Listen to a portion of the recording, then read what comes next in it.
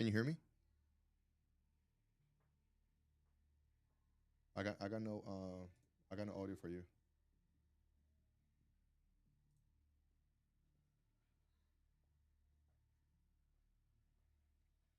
Can you hear? Yep, I can hear you now. Okay. Hmm. All right. Hold on. Let me change my background.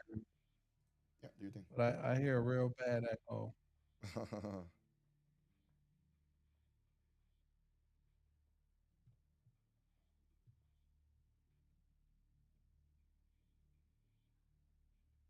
Can you hear me? Can you hear me? Okay. Yeah, yeah, I can hear you. Okay. Hey, can you? I wanted to change my background. So whatever you did the last time, it worked. I didn't do anything last time. No. Nope. All right, let me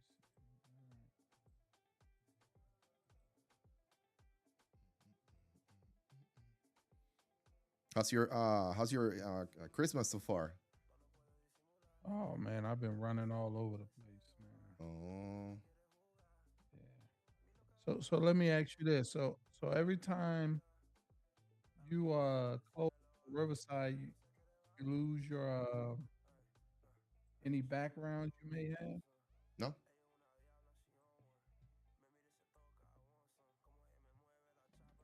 You on your computer, right? Yeah, yeah, yeah. Yeah, you should be able to click Yeah, the same. on. Let me see. If you click on your It's saying backgrounds. It's saying no background. I know I loaded them up last.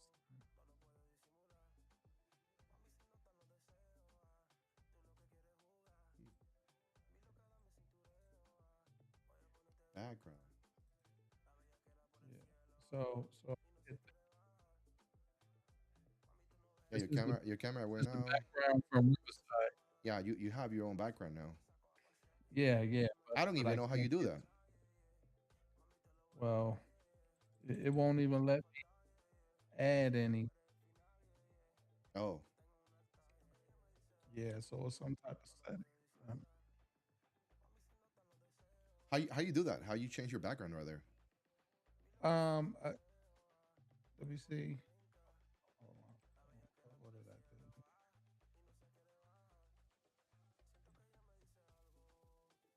Um, yeah, yeah. I think it was visual. If you hold your mouse over your screen, you'll see some visual effect. Visual effects. Okay, okay. Oh, it won't let you add one. No, I won't. Yeah, That's weird.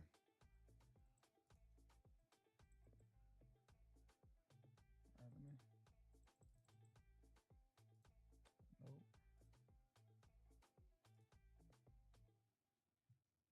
But I don't know if it's something you did or not. Yeah, I don't know. Yeah, I don't know. Yeah, from the last. Let me see. Allow.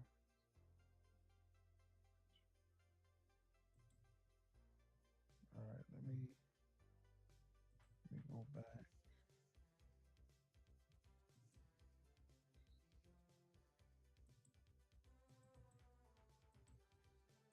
No, it won't. Okay, let's. Yeah, I don't know if it's a setting on your end or not. Yeah, I don't. I can't get anything. Okay. I mean, that background looks good. You want to center Yeah, yourself yeah. or something? Make sure that Huh? you want to center yourself or something. Well, yeah. I mean, Yeah, yes, you feel I center can right there. move. Okay, okay, okay. Yeah, but it's yeah. Yeah. Let me, Let's see if we got some more takers. In and we can start the podcast in a minute. okay. Man, so much to cover. So much to cover. So much to cover. Yeah, yeah. I know. I know. Let me go back. Put this right here. Put this right here. Going to full screen.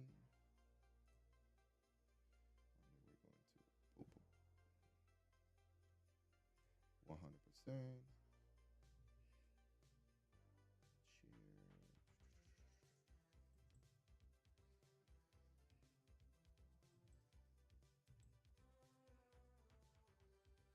Oh, that's nice. I like that setting. I like that setting. What setting is that? Yeah, it's on the bottom here. As I am. Oh, I think you took off. Yeah, you actually took off. So Louis is gone.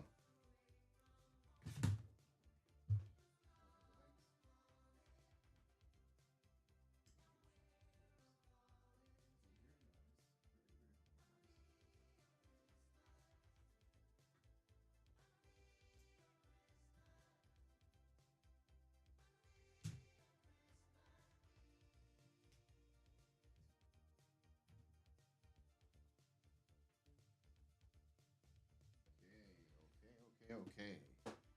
There we go.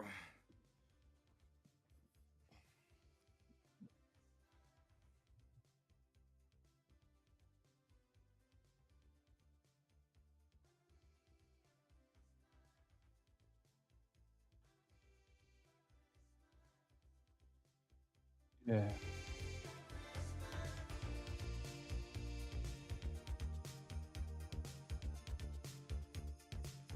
Can you hear the music that I'm playing? Yeah. But I have a little echo. I don't know if you can hear that or not. I don't hear your echo. Oh, you don't.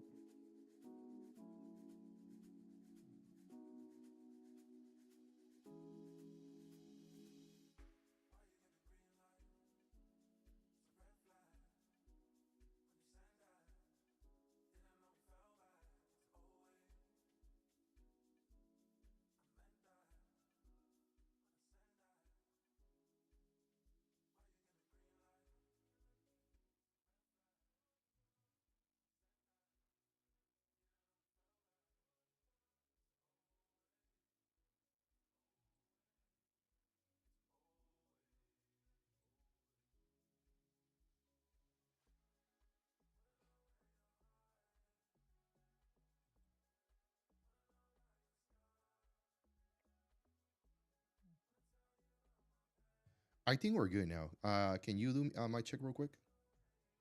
Yeah, mic check. Yeah, can you hear me? We are good to go. We're going in 1 minute. Studio mode, live screen.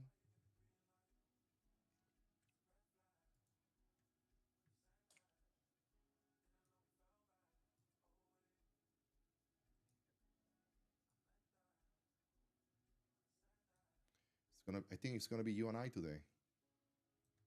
Okay, yeah, no problem. It's gonna be good, man. It's gonna be good.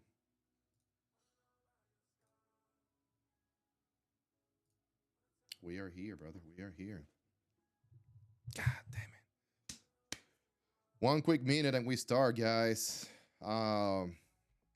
What's going on, brother? How you doing today? It's the 24th of December, 2025. Another year under our belts, man. Yes, yes. And I didn't realize how fast the time went today, and I was like, man, you know, but I'm here. It's crazy. I Yeah, mean, it's crazy. Times fly sometimes, you know. yeah, Uh, you know, today, before we get into the show today, I went running around trying to find this coach bag for my daughter. She's been wanting in this bag for a little yeah, while, and I wasn't able to find it anywhere. Like anywhere. So I was looking at the coach stores. yeah, Um, so and a coach bag is it's not expensive as a Louis Vuitton or nothing crazy like that. yeah, But they're like $900, which is it's quite it's kind of expensive, and when I saw I'm gonna share I'm gonna put the link of the video on WhatsApp. If you can share it on Right. your social media, grabbing the link and share it would be nice.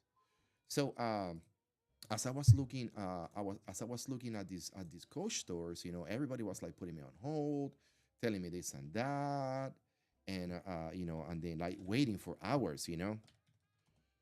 Um, I'm gonna put the link, and I'm going to put here the what I'm going to put here on my own link. I'm gonna put the link on my. Nah, I'm not gonna put on Facebook for people to join, because then they're gonna go crazy. We definitely don't want to have some of the people that I know in this live stream, because some of them are Well, something else. yeah. Well, I mean, that's the whole crux of the podcast is to express yourself. Yes, is your mic close to your mouth? You're coming in and out. I'm going in and out. Can you hear me now? Yeah. The closer to your mouth, like right there, like close, close. That's better. Yeah. Well, I wanted to bring it up. I mean, I probably still have to. I just hear an echo. I mean, in my On your headset. my headset. It's crazy, how it's crazy how some people don't understand the amount of work that it takes to do this podcast, man. Is just insane. And my goal is to, at some point, being able to deliver, quality content to those Right. individuals that come here and watches these shows, because I do understand, people wants to get some value out Um, of the day. So yeah. that's what I'm trying to do. So let me go to YouTube real quick. I'm gonna go to my YouTube studio. See if you guys are guessing what I'm doing on the background. What I'm doing is I'm going to check to make sure that the live stream is live. Make sure the Right. connection is good. Make sure that this kind of things are happening. So right now, as you guys can see, I'm gonna share with you here on the screen. Okay, live stream is good. This is a live stream. Um, it's showing Now that I'm I'm not seeing using. that, Rick.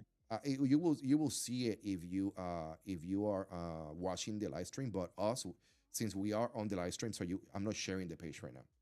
Oh, okay. Yeah, but if you watch it, later you will be able to see it. So the streaming software is good, says everything is public and there's no restrictions. And that's what you want to have when you're starting your podcast. You definitely want to start Yeah. your podcast, and you want to make sure that your live stream YouTube is telling you, hey, everything is fine. Everything is fine. So right now I'm going to close that page.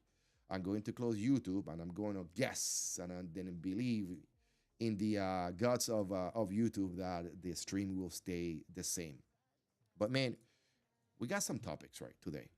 We got some topics, and they're hot. And then I'm sad that some of the other guys are not here today. I mean, if they want to jump on the chat, they can definitely do it. But there's a couple of things that I want to talk in today's podcast, man. And one of those things is this late Trump latest hot topics. And then I want to get your perspective when it comes to Trump's um, hot topics, based on the type of information that you have of those topics. Because Right. some of the things that I've been hearing from not just from you, but from other content creators, other people that are probably in the same business, or you name it, is that they are either unaware of what's happening in the world, or or based on their social media interactions and the algorithms that feed the type of media that they consume, they don't see the things that are happening in the world. Right. And nothing wrong with that. I'm pretty sure that I have no idea what the Democratic Party is doing out there. Like, I have no idea what Joe Right. Maddow's is doing, what Whoopi Goldberg is doing at the View. I got no idea. Right. Or Jimmy Kimmel. What's the latest on Jimmy Kimmel? I have no clue. Right. And I just want to take it from your perspective. So what are the latest hot topics that based on what you're seeing in social media about Donald Trump. What the White House is, what's happening on Uh, the White House. hey man, it'll take us, another 3 years to get through with these topics. But the, the, well, the topic that you mentioned was the giving the troops $1,776. So I I see. went and looked at that. Oh, Go ahead, go ahead. yeah. So I went and did some research on Okay. that, and Trump is basically taking money from the housing budget to give them the $1,776. I don't know if you knew that at the time you made your podcast about it. And it's not that I have an issue with the money, him giving the soldiers the money. It's the issue I have is how he markets as if he did something great, right? And to the soldiers, it might have been great, but now the budget that they had for the housing, you know, how do you replace that? I mean, I don't know what pot of money that came out of. So if he did that as a part of a straight budget or some excess money or the tariffs, um, I will have no issue. But when the smoke and mirrors, just to look good, and that's one of my chief, um, I won't say complaints, but observation with Donald Trump. It's just not honest to me. You don't think so? No. I don't. So what will be your take on the topic? What do you think that is, Well, I just think he should have um, put it in a different context or perspective. Hey, listen, guys, and just tell the truth about it. Hey, listen, I want to give you guys, some extra money, and I'm gonna have to, you know, slim down this budget over here to make that happen. So, and just not take credit for it as if he did it, right? I mean, and ultimately he did it, but it's how he. And that was on that topic, that one topic. Um, the other, and you can give me your counter to that if you want, in terms of did you know that or not, and were you okay with him taking money, from that budget and just give it away, and how do you account for that money going forward? so a couple of things that I want to bring to this right here, and is that the comment that Trump made about, and then politicians are just politicians, they it doesn't matter if it's a Republican or Democrat.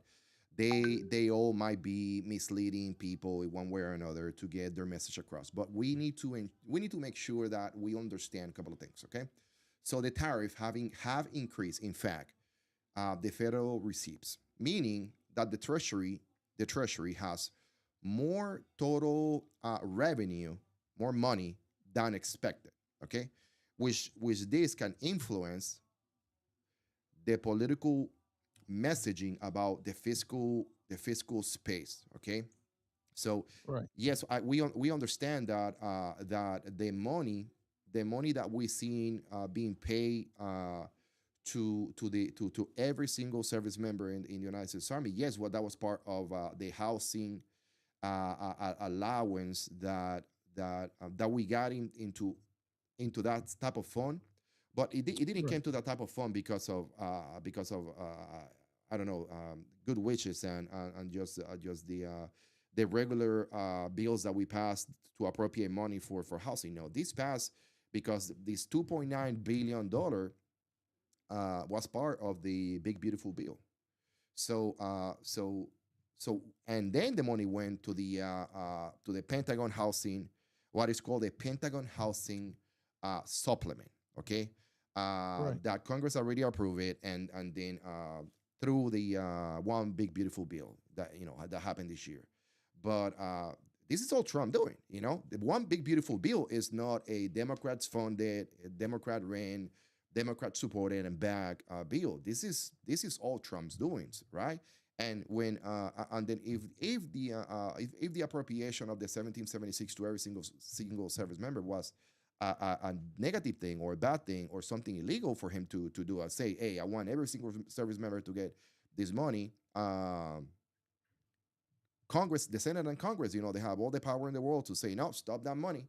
But guess what? But None of them did. yeah, but well, they did say no. That's why they shut the government down. Um, and if that was in that bill as you know, one of the perks, um, it was about Obamacare, the tax cuts, taking that almost $1 trillion out of the you know Medicaid and Medicare, right? And we have the three top line items in the government. One is the interest that we borrow off of the money, right? So from the money we borrow, the interest has exceeded the military budget, which they just passed, and it also has exceeded the Medicaid and Medicare. So they strip Medicaid and Medicare of the money, you know, that they approve for the military budget, and they can't strip away the money from the interest because you have to pay that back. So if we continue to borrow money and then you circumvent some money to I don't know, to appease the troops for whatever reason. Now I don't know if it was due to the government shutdown. A lot of soldiers was hurting, um, but he should have gave them that money within that time frame that the government was shut down. And so I'm not really sure how that got all entangled up into that big beautiful bill, but we still have a crisis with uh, with the healthcare, which is going to affect the soldiers, right? Uh, so that's my thoughts on it. So so some other things that I want to. Do you have your mic close to you? Because it's like you have a little lag on your voice. I'm not sure. Well, it's yeah. Well, it's not a lag. It's an echo on my Is an echo on your part. mic? Do you want to Yeah, troubleshoot it yeah. real I got quick, an or echo. you're good? Do you hear yourself? Oh, you're using the Worldcaster Pro, right? Yes, Can you do me a favor? Try on your volume. The volume that you have for your headphones. right. Click on the green button on the Rodecaster on your Rodecaster Pro. Well, I got a lot of green, but Yeah, yeah. Well, you have when you talk, you either go to channel one or two or three or four. right. That one channel where you're talking, you have a green button and a red button. Don't press the red one because you're gonna mute it. Just press Yeah. the green one. You So won't be able to hear yourself, but you'll be able to hear me. yeah, can you Yeah, can I can you hear you. Do you hear hear that? me now? Yes, I hear you. Do you hear the echo? Yeah, can oh,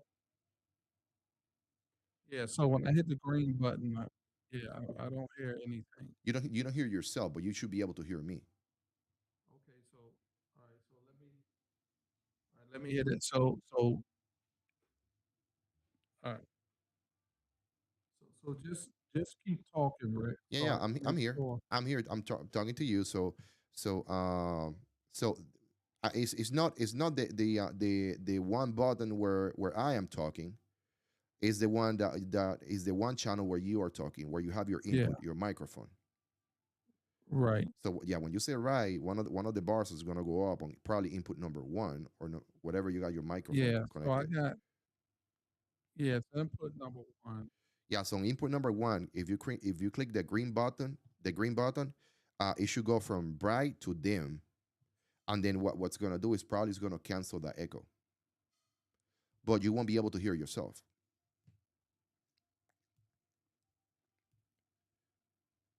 So if Now you're muted. You press the red button, just the green one. so the green, yeah, can you hear me now? Yeah, yeah, I can hear you. Yeah, so when I hit the green button, Rick, I'm muted. No, you still talking to me. We can hear you. Yeah. You just not able to hear yourself on your own microphone, on your own headsets. Oh, So okay, and so that you might be want it able to bright cancel. green or you want it the dull green? It should be the dull green, and then when you talk to me, I should be able to hear you. Right. So it's the dull green, Yeah, but it's I, so you don't hear that. I don't hear the echo. No, you are hearing the echo.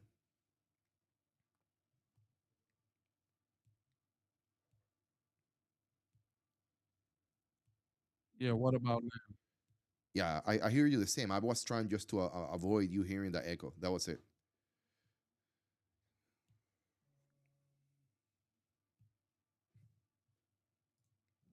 Yeah, testing.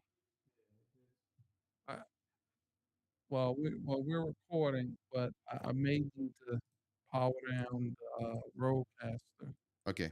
Yeah, to get it we probably need to troubleshoot that roadcaster outside the streams to make sure that you get your audio correct. right, Okay. right. I mean, it was the same audio that it was before, Okay. right? So from the other podcast, so same configuration. Okay, okay.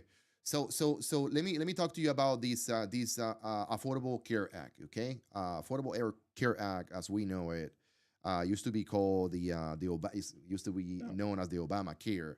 So some of the things that happened once the Obamacare entered the show was that right, the insurance companies, exit every single market that wasn't making them profits. Okay, because at the end of the day, this if you want the best care, you need to have the best healthcare insurance.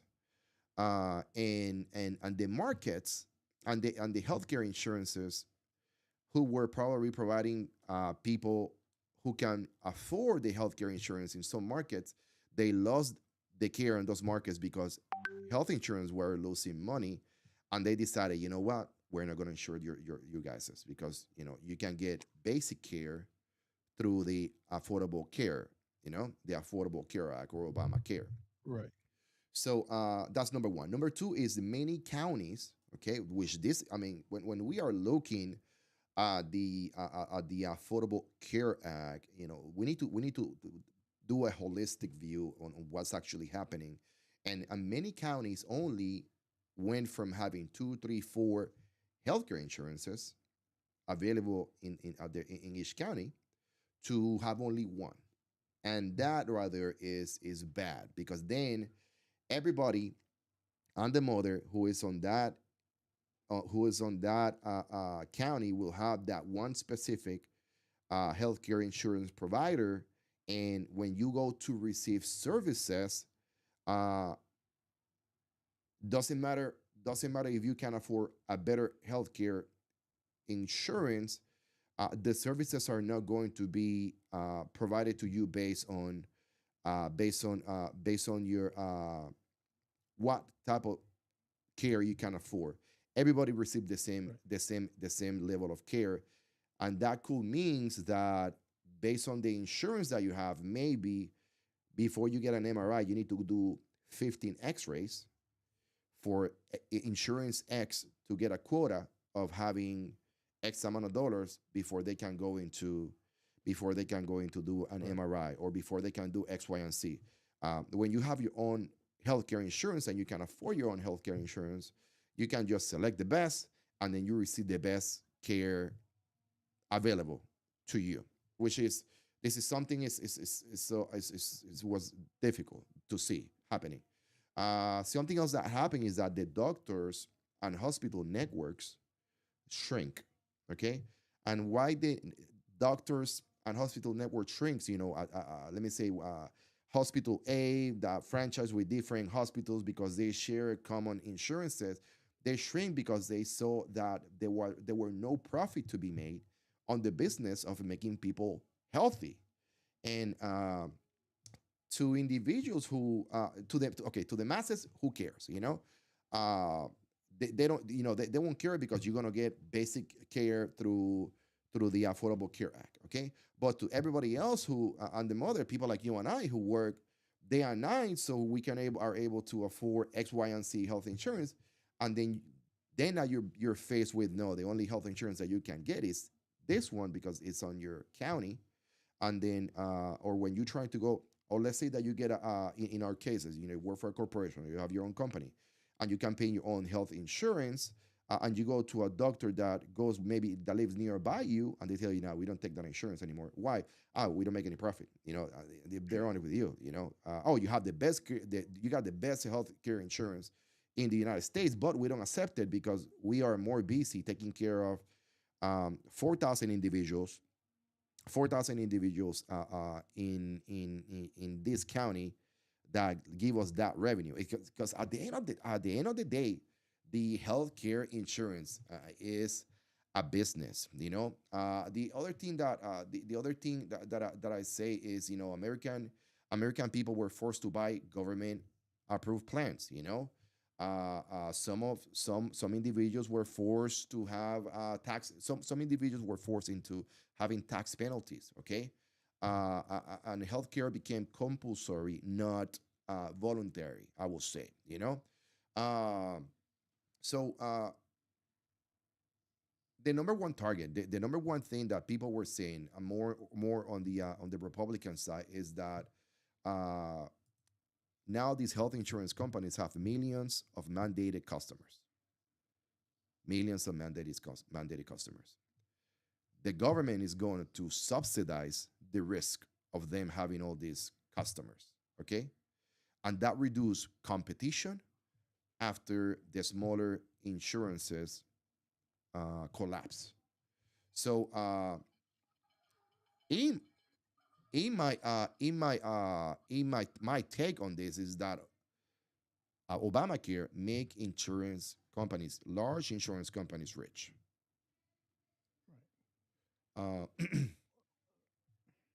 and of course, they're going to turn around and they're going to fund the Well, Democrats, and Democrats are going to continue, spreading lies, yada well, yada. And well, then, we looked at. I mean, from the history. Now, I don't know the nuts and bolts of Obamacare okay, versus Medicaid and Medicare Part A, B, C, and D, right? Because I've always been under the VA, right? So, but I do have, you know, other insurance, right?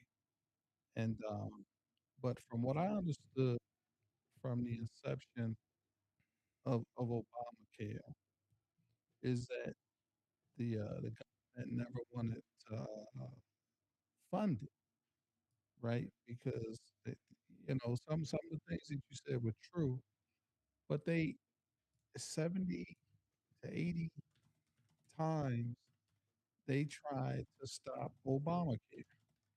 For some reason, they couldn't stop it, but they just kept defunding it, kicking the can until the time ran out. And now they saying 20% of the American population is going to suffer under that. So they're trying to say 20 million, but 20% of 300 million is a far greater number, right? And that's why they did that. But they have no plan to replace it. They have nothing, and it's gone now. So from what I understand is the cost of insurance, and not just for the 20%, but for everyone will increase. So and we don't know much because we haven't crossed that threshold yet. But I'm quite sure, more is going to come out of my paycheck, you know, to basically go for an insurance that I don't use because I use the VA. I have no complaint over that. But have something that's if not equal or better, but don't have nothing and then say, we're going to come up with something that's doesn't cut it. And now you got all the people, uh, hurting out there and possibly dying. And this is going to cost the Republicans. I mean, I mean, this whole, this whole thing, and I'm waiting for the midterm to see how it's going to flip. And I mean, we have to have something, some checks and balances. Right now, we have none. And for anything, uh, so that's my perspective without going so deep into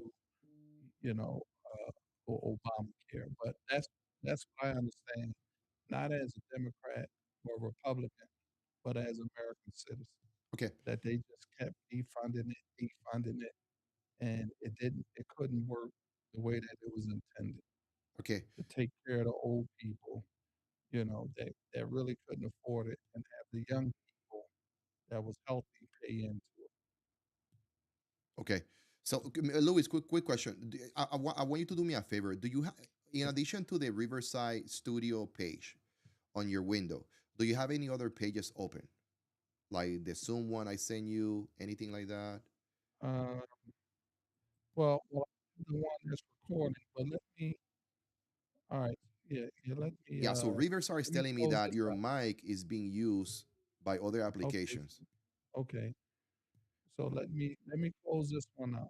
Yeah, close.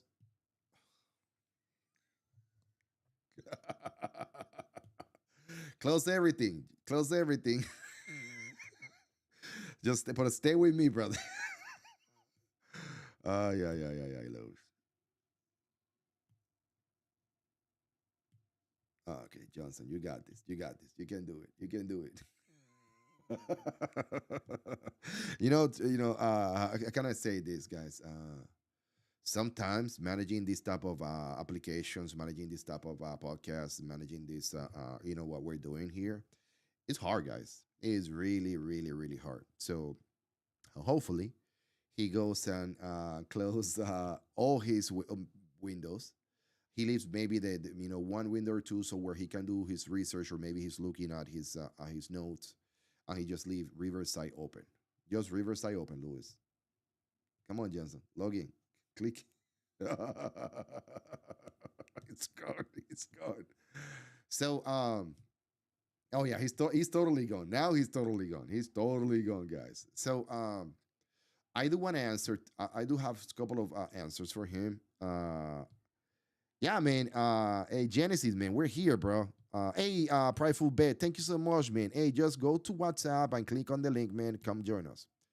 Um, I send the link already on WhatsApp. So if you're in my WhatsApp team, you should have the link. Hey, Louis, how's it going, man? Now we can hear you again. We cannot hear you. Shit. Yeah, you're gonna have to fix your microphone again, man. Yeah, so Riverside is telling me that your microphone and your camera is being used somewhere else. So so you gotta close everything but Riverside. But Riverside. Cannot hear you. The link is in WhatsApp, man. With Genesis. We send the link to you. So if you go to WhatsApp, you should be able to see the link. I cannot hear you, Luis. No. Can you hear me? Yes? Oh, he's gone. All right. There we go. Yes. Go ahead. Yes, I can hear you. Oh, now your audio is perfect. Right. So what happened?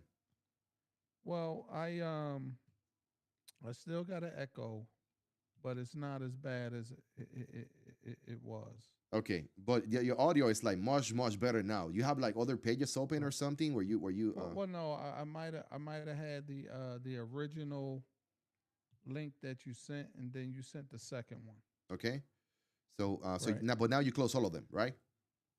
Yeah, yeah. I Oh, went back, perfect, closed everything out. perfect. So I'm telling you, Genesis, New Era, that I send the link here. Let me put another thing here. Genesis right here.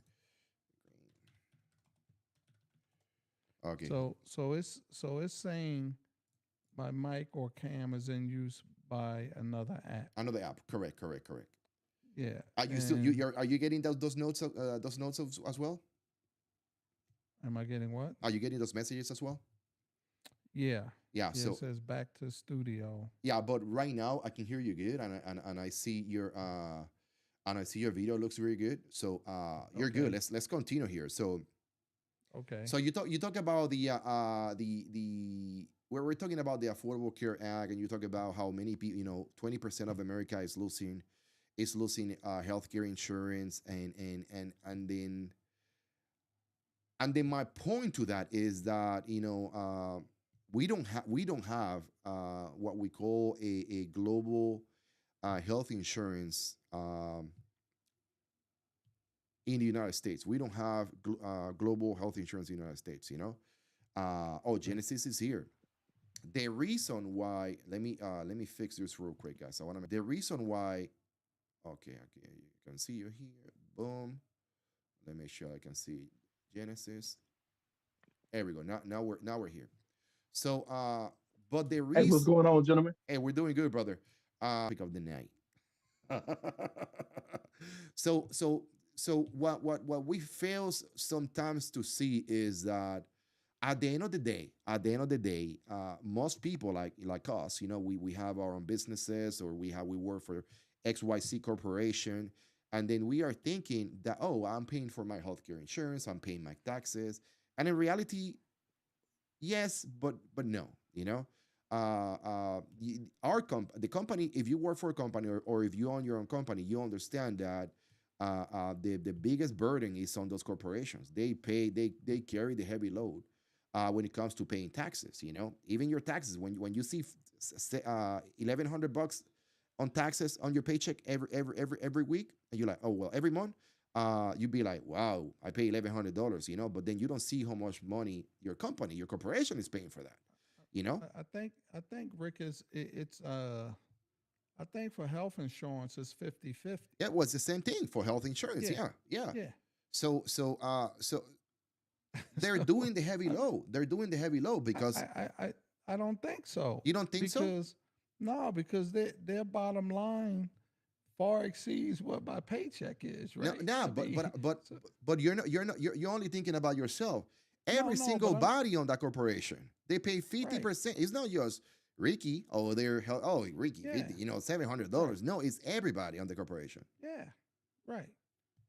And but what I'm saying is it's if they get the tax write off, well, it's mandated by the government that you will provide full time employees with health insurance, Correct. right, versus part time. So I don't know what the tax write offs or benefits that the companies get. I just know that I'm paying 50% of that.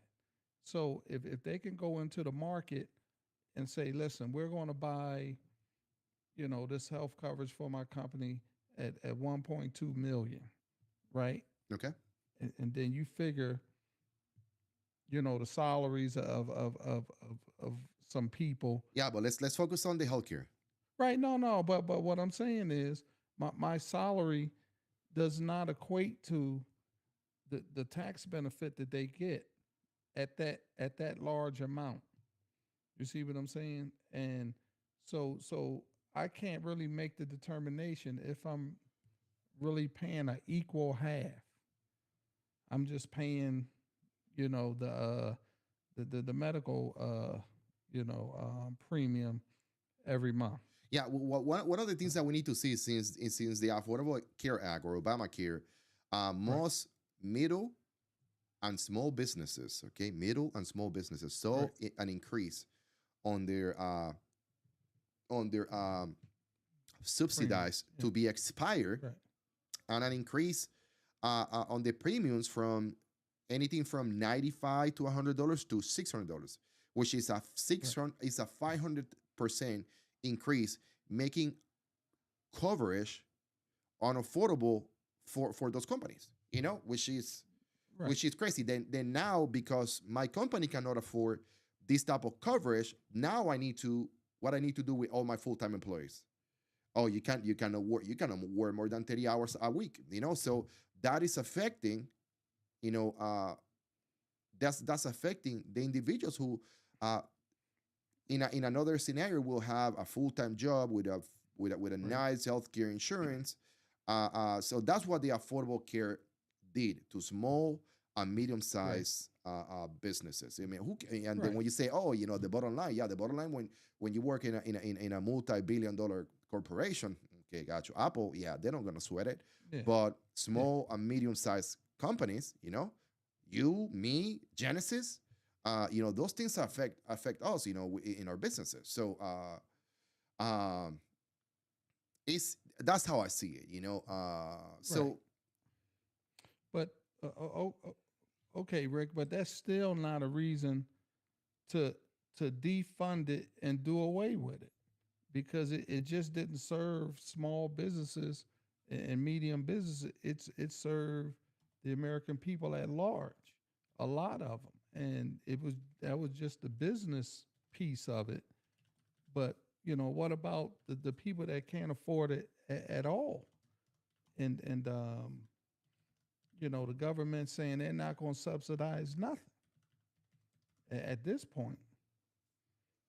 I mean, now that it has expired, and it's politicians. It's not just on the Republicans, right?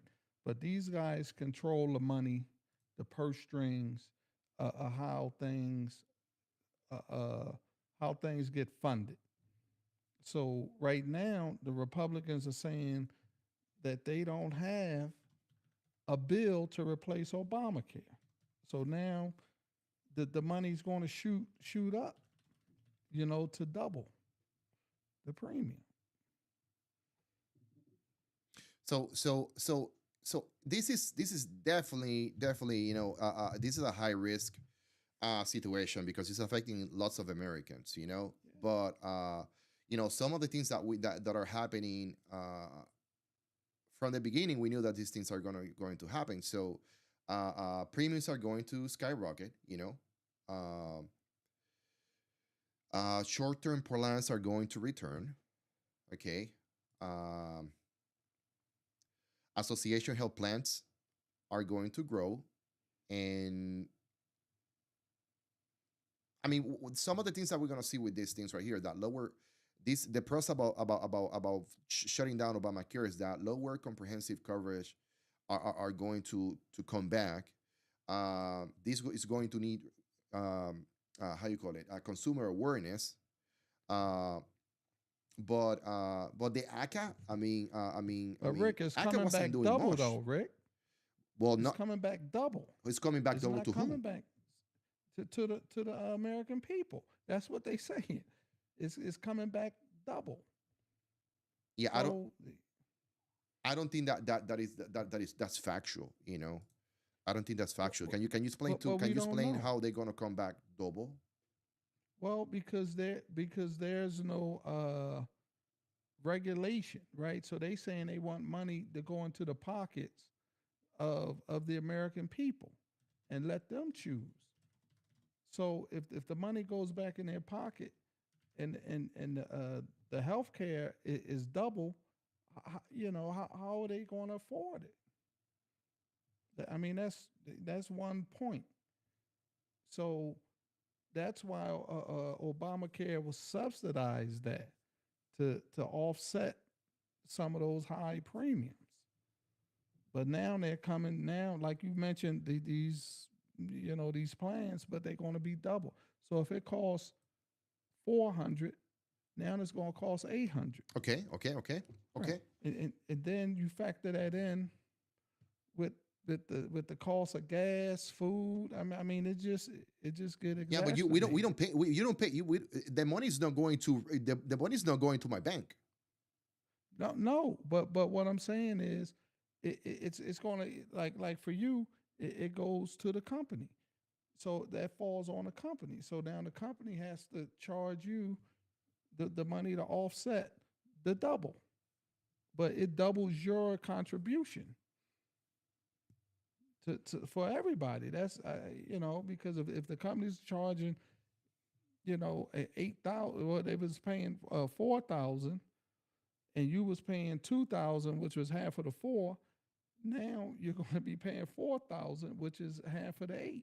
Well, you will see changes on the premiums, yes, but there's two paths that I know how this is going to be changed. Okay, so number one path, the Congress is going to have to modify ACA. Okay, they're going to have to modify the subsidize, and then because what the Republican government right now, what the Trump system and the Trump administration is trying to do is to stop making these healthcare insurances and hospitals just from getting richer and richer and richer. Instead of treating individuals to get healthy, they treat you to stay on the program. Okay, stay on. Right. You got a headache, Tylenol. Okay, but they're not gonna go do further analysis and tests to make sure that we find what's actually happening with you. So we definitely need this because we don't want companies to continue charging. Oh, we have budget for medication, keep on the medication. Keep the money running. No, this is the money that you get for each individual for each treatment, and the money either goes to the federal government or it goes to the state. Okay, and the state design each state will design their own system, which is going to be the same. Most likely, larger states like Florida, Texas, or California, they're going to come with a plan, and then everybody follows suit. Okay, uh, but I think that the federal government need to step back from handling all this. They need to pass the money to the states. Okay, and then the states have to come up with a plan to say, okay, this is how we're going to manage our systems when it comes to healthcare. Okay, because maybe the people in California might have different medical needs that the Right. people in Texas, just by geography alone. And then But it'll Rick, be good. the so even with the states, right? So the federal government was paying half of the money, and so was the states. Now the federal government is saying they don't have the money, right? They took 100 and $1 trillion out of the federal budget. So where's the states getting the money from? So they got to increase taxes on the states. They even cover or cost that, cover the cost of the federal government defunding Medicaid and Medicare. I mean, and then Obamacare was wrapped in that. So, but Rick, you do know there's two budgets, right? The federal and the state, right? And the state budget goes through the governors, and but the federal government offsets that. They saying they don't want anything subsidized anymore. So we don't know yet. So we're speculating, right? Let's say I mean, Genesis, you got something to add here, man. By the way, your camera is off. no, I see. Oh, I I don't see I him. don't see Genesis right there. Do you Yeah, see him? yeah, I see him. Yeah, I see Genesis. No, he got his cameras off. Do you see his actual? He's right there. Yeah. Oh, yeah. Let me refresh. I don't want to refresh my page. Hey, can you talk, Genesis? Maybe he cannot hear me or something. What's going Yeah, on? yeah, I hear him. What he's saying? He's talking. Right. No, you can't hear him, Rick? Janice, you there? Can you hear me?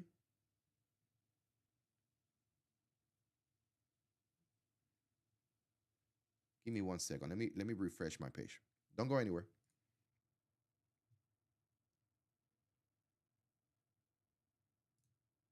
Take or insight that I have on the manager, and you guys are both of y'all are politically correct. Like to be honest with you, but it's a it's two majority of people that's been affected by this, man. Is the only thing I want to say. And it's Right. you got the healthy people. I mean, you got people that damn near never go to the hospital. I'm talking about healthy in the gym, just healthy. Right. But look, we pay insurance every month, right? I said I'm getting ready to get my body back right. I'm gonna get my health and my mind right, right? Right. Listen, I can't tell you the last time I've been to the doctor except for my 45 year, Yeah. I'm supposed to get checked Check out. up. Right. Other than that, Right.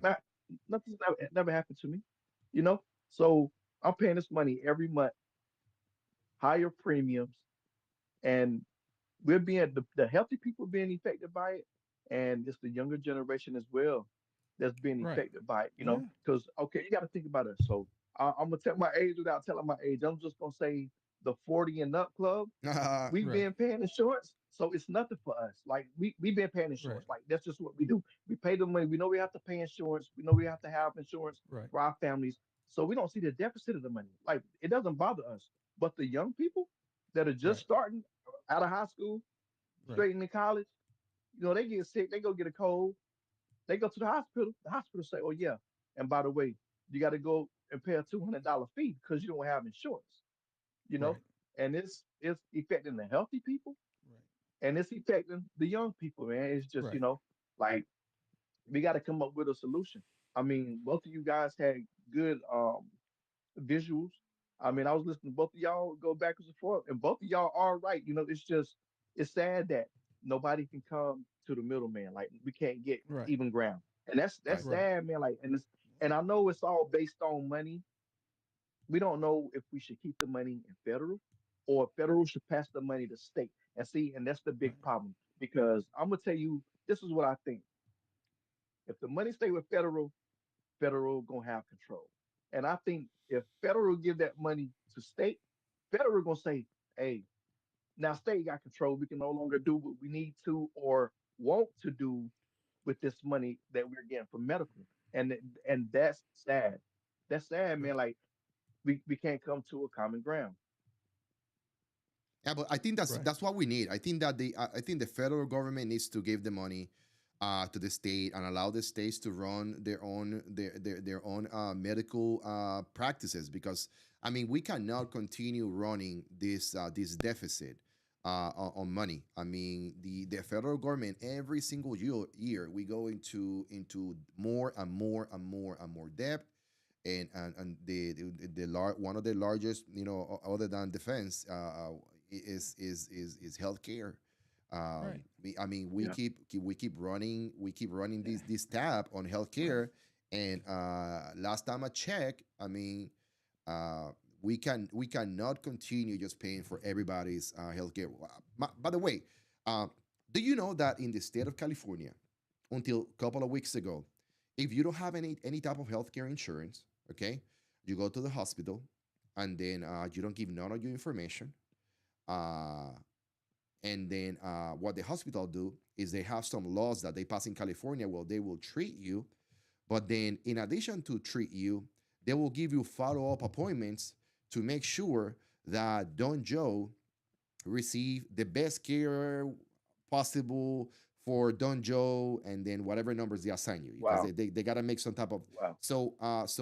and I'm gonna say illegal immigrants and just people with no healthcare insurance were just coming to the United States just to get this thing fixed or this thing taken care of. So if we look into the numbers of how much money we were using by state California. These safe havens states like California are on the top 10 when it comes to consumption of the taxpayer money.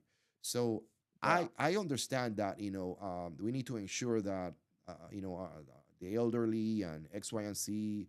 I mean, they're taking care. somebody takes care of the healthy of their wellness. But I mean, we cannot continue. The United States cannot sustain itself. I mean, the debt will continue to go up, up, up. Even with the tariffs that we are implementing right now under Trump, is just there's not enough money. I mean, it's medical is very expensive.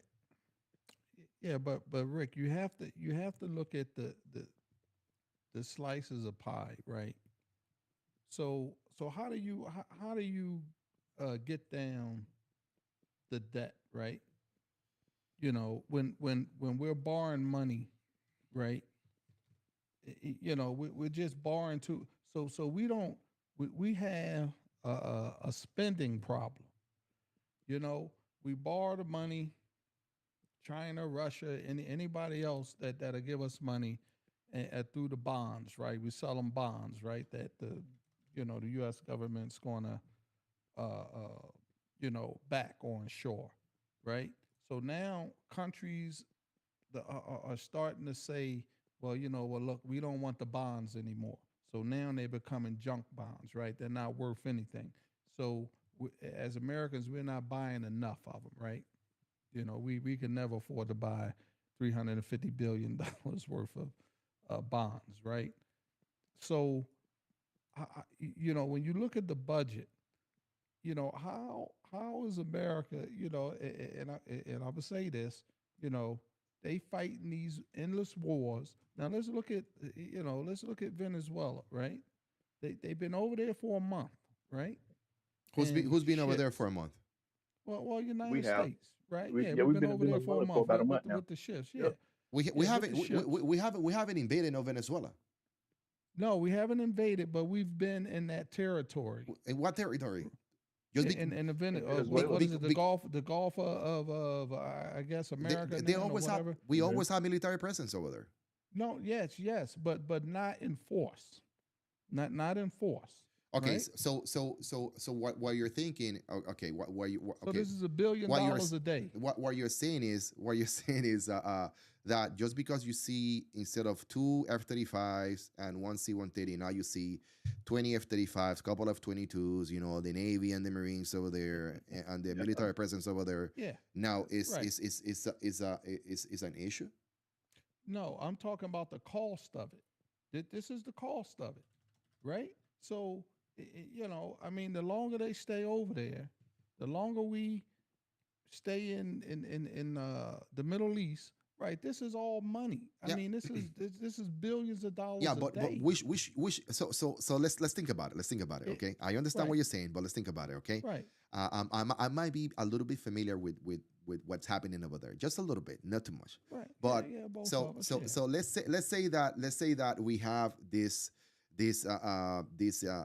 influx of presence in the Caribbean in Puerto Rico. Okay, right. if those guys are not in Puerto Rico, what they're gonna do tomorrow if they were in Puerto Rico?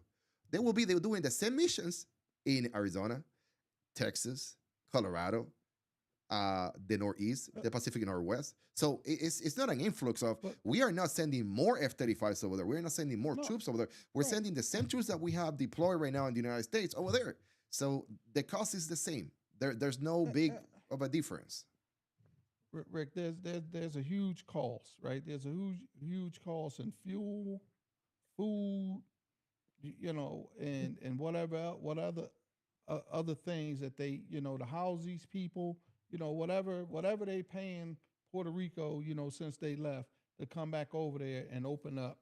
We just don't know the true cost of it. But what I'm saying is a lot of the money now, this money that they're borrowing is going to that bottom the like the money they're borrowing, right? The interest. So that's going to the interest on that money. So now it's over 1.5 trillion in money that we owe.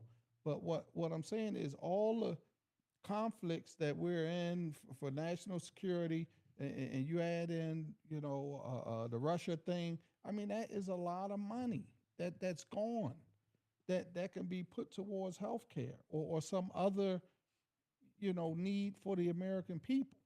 You know, so So, so, so let me go let ahead. me jump in right quick, Lewis. So just to clarify, so everybody that's watching this, so what Mr. Lewis is talking about right now in Venezuela, now, because some people don't know, like we were just in the military, so we know about this kind of stuff. Like, so, but what he's talking about is, so what we're doing over there now is the humanitarian act. That's what he's talking about. So for everybody that's following and watching right now, what Mr. Lewis is talking about, where the money is going, he's not talking about the fighter jets and he's not. That's not what he's talking about. Okay, now we don't get me wrong, we do have more influx of that stuff.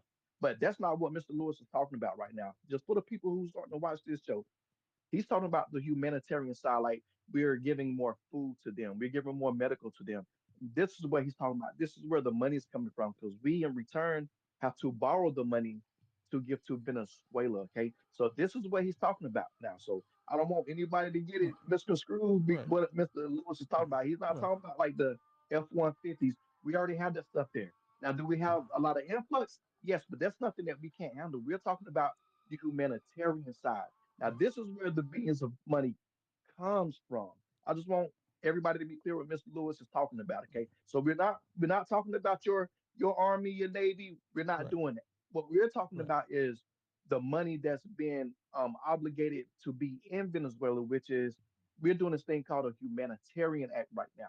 And but he is right. We do have a lot of influx of money coming in, and it is billions because we have to borrow to give to Venezuela. Like we're helping them with their medical stuff. We're helping them with their food supplies. Like it's a plethora of stuff. So we're not talking about the military side. So who's ever coming up and watching this podcast, I just want right, y'all to know we're not talking bad about your right, your armies and your navies right, and your air force. right, We're right. talking about the humanitarian side. This is what Mr. Lewis is talking about. You can go ahead and continue, Mr. Lewis. Right. I just want Thank the you, people to Genesis. be Yeah. exactly what you're Well, talking about. yeah, and it's a dual-edged sword, right? So the trade-off is going to be the mineral rights, right? So which is the land, which is where the Hmm. oil. So that's how we're going to get repayment back, right? And we're supposed to, right? And Okay. that's the thing Right. Yeah, but we now. need to agree that Yeah, this is not something because if we are talking the humanitarian right, side of the United States with Venezuela, this is not something that is new. right. This didn't No, Yeah, happen. it's not new. This didn't It's just happen today. This has been going for years. yeah. We're the Okay. second largest exporter of the oil. Okay. yeah, Right. yeah. Yeah. So And let me show you some facts right here. So how much money we're spending in Venezuela? So in 2024 we dedicated 210 million dollars for foreign aid that was obligated to Venezuela. We do have a major pool of money for foreign aid, but 210 million were dedicated to Venezuela. So which they got through what it used to be USAID, which is no longer. right. Now they're receiving it from the Department of State. Okay, which Right. they're Hmm. continuing to have this type of, but that, nothing to do with the current administration or the Oh Right. no, or no, nothing to do Right. no. with the conflict that we're seeing Right. in the ocean Right. over there with the drugs. Right. Eh, So, all right. So that's all. I think we transition a little bit, but Rick, let's move to the next subject. Yeah, next Uh, subject. By the yeah. way, Green. I'm sorry. By the way, Oh Genesis. Thank you so much for being here, my friend. yeah.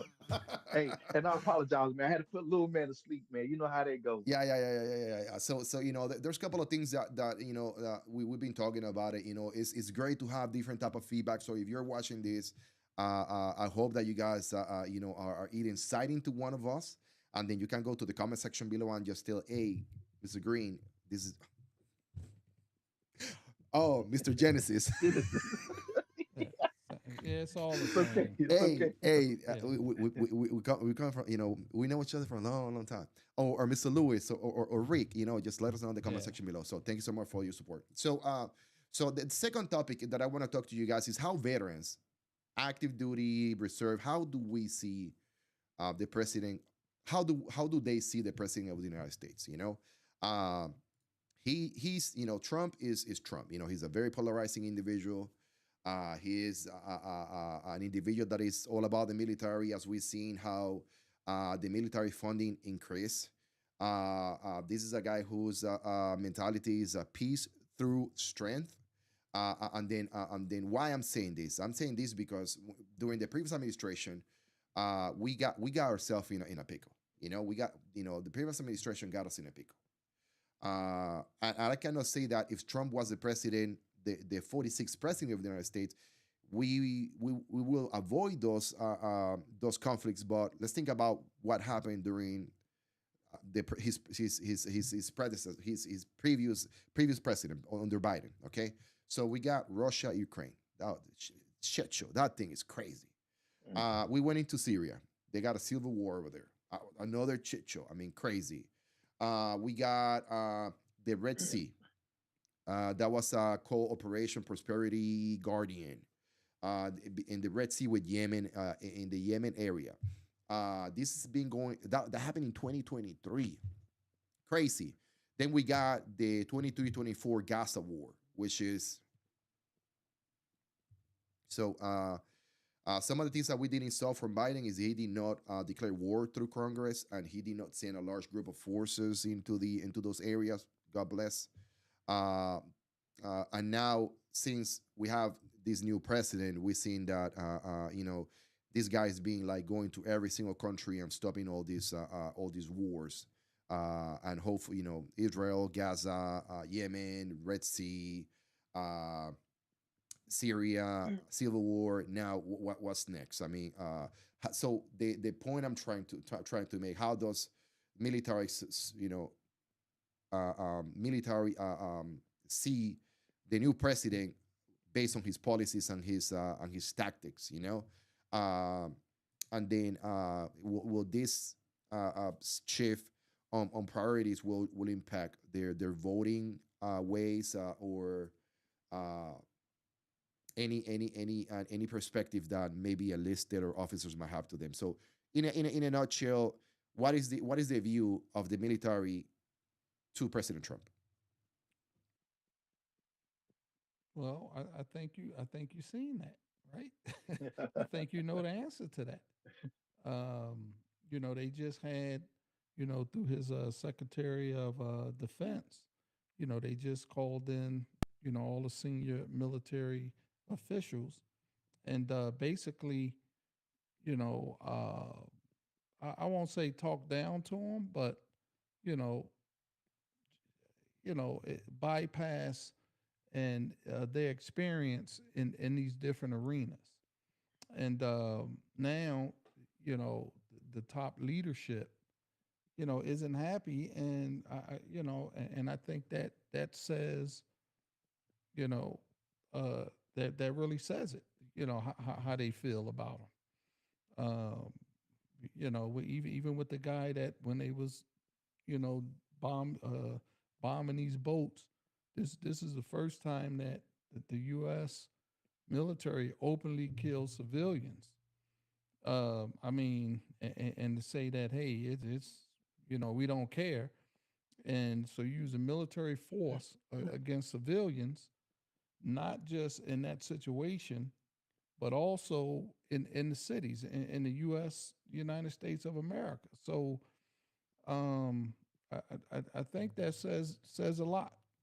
I'm not going to go in as far as I'm gonna go, but So yeah, what you're saying is that, so I want to go into this topic that you mentioned. So you're saying that right, the military is killing civilians in regards right, to the Venezuelan yeah, boats, but you also mentioned in the United States. yeah. In the United States, they're using military force to, you know, for this immigration push.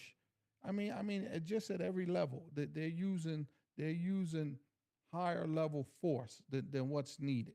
Okay, In the but they're not cities you killing they're have. not killing civilians in the United States, right? Well, we don't know, right? Right, we don't know that, How right? we how are Because we not we, going to know? I mean, so you think, so what well, you're saying is that the news are not reporting, if I don't if this think is they happening. reporting everything.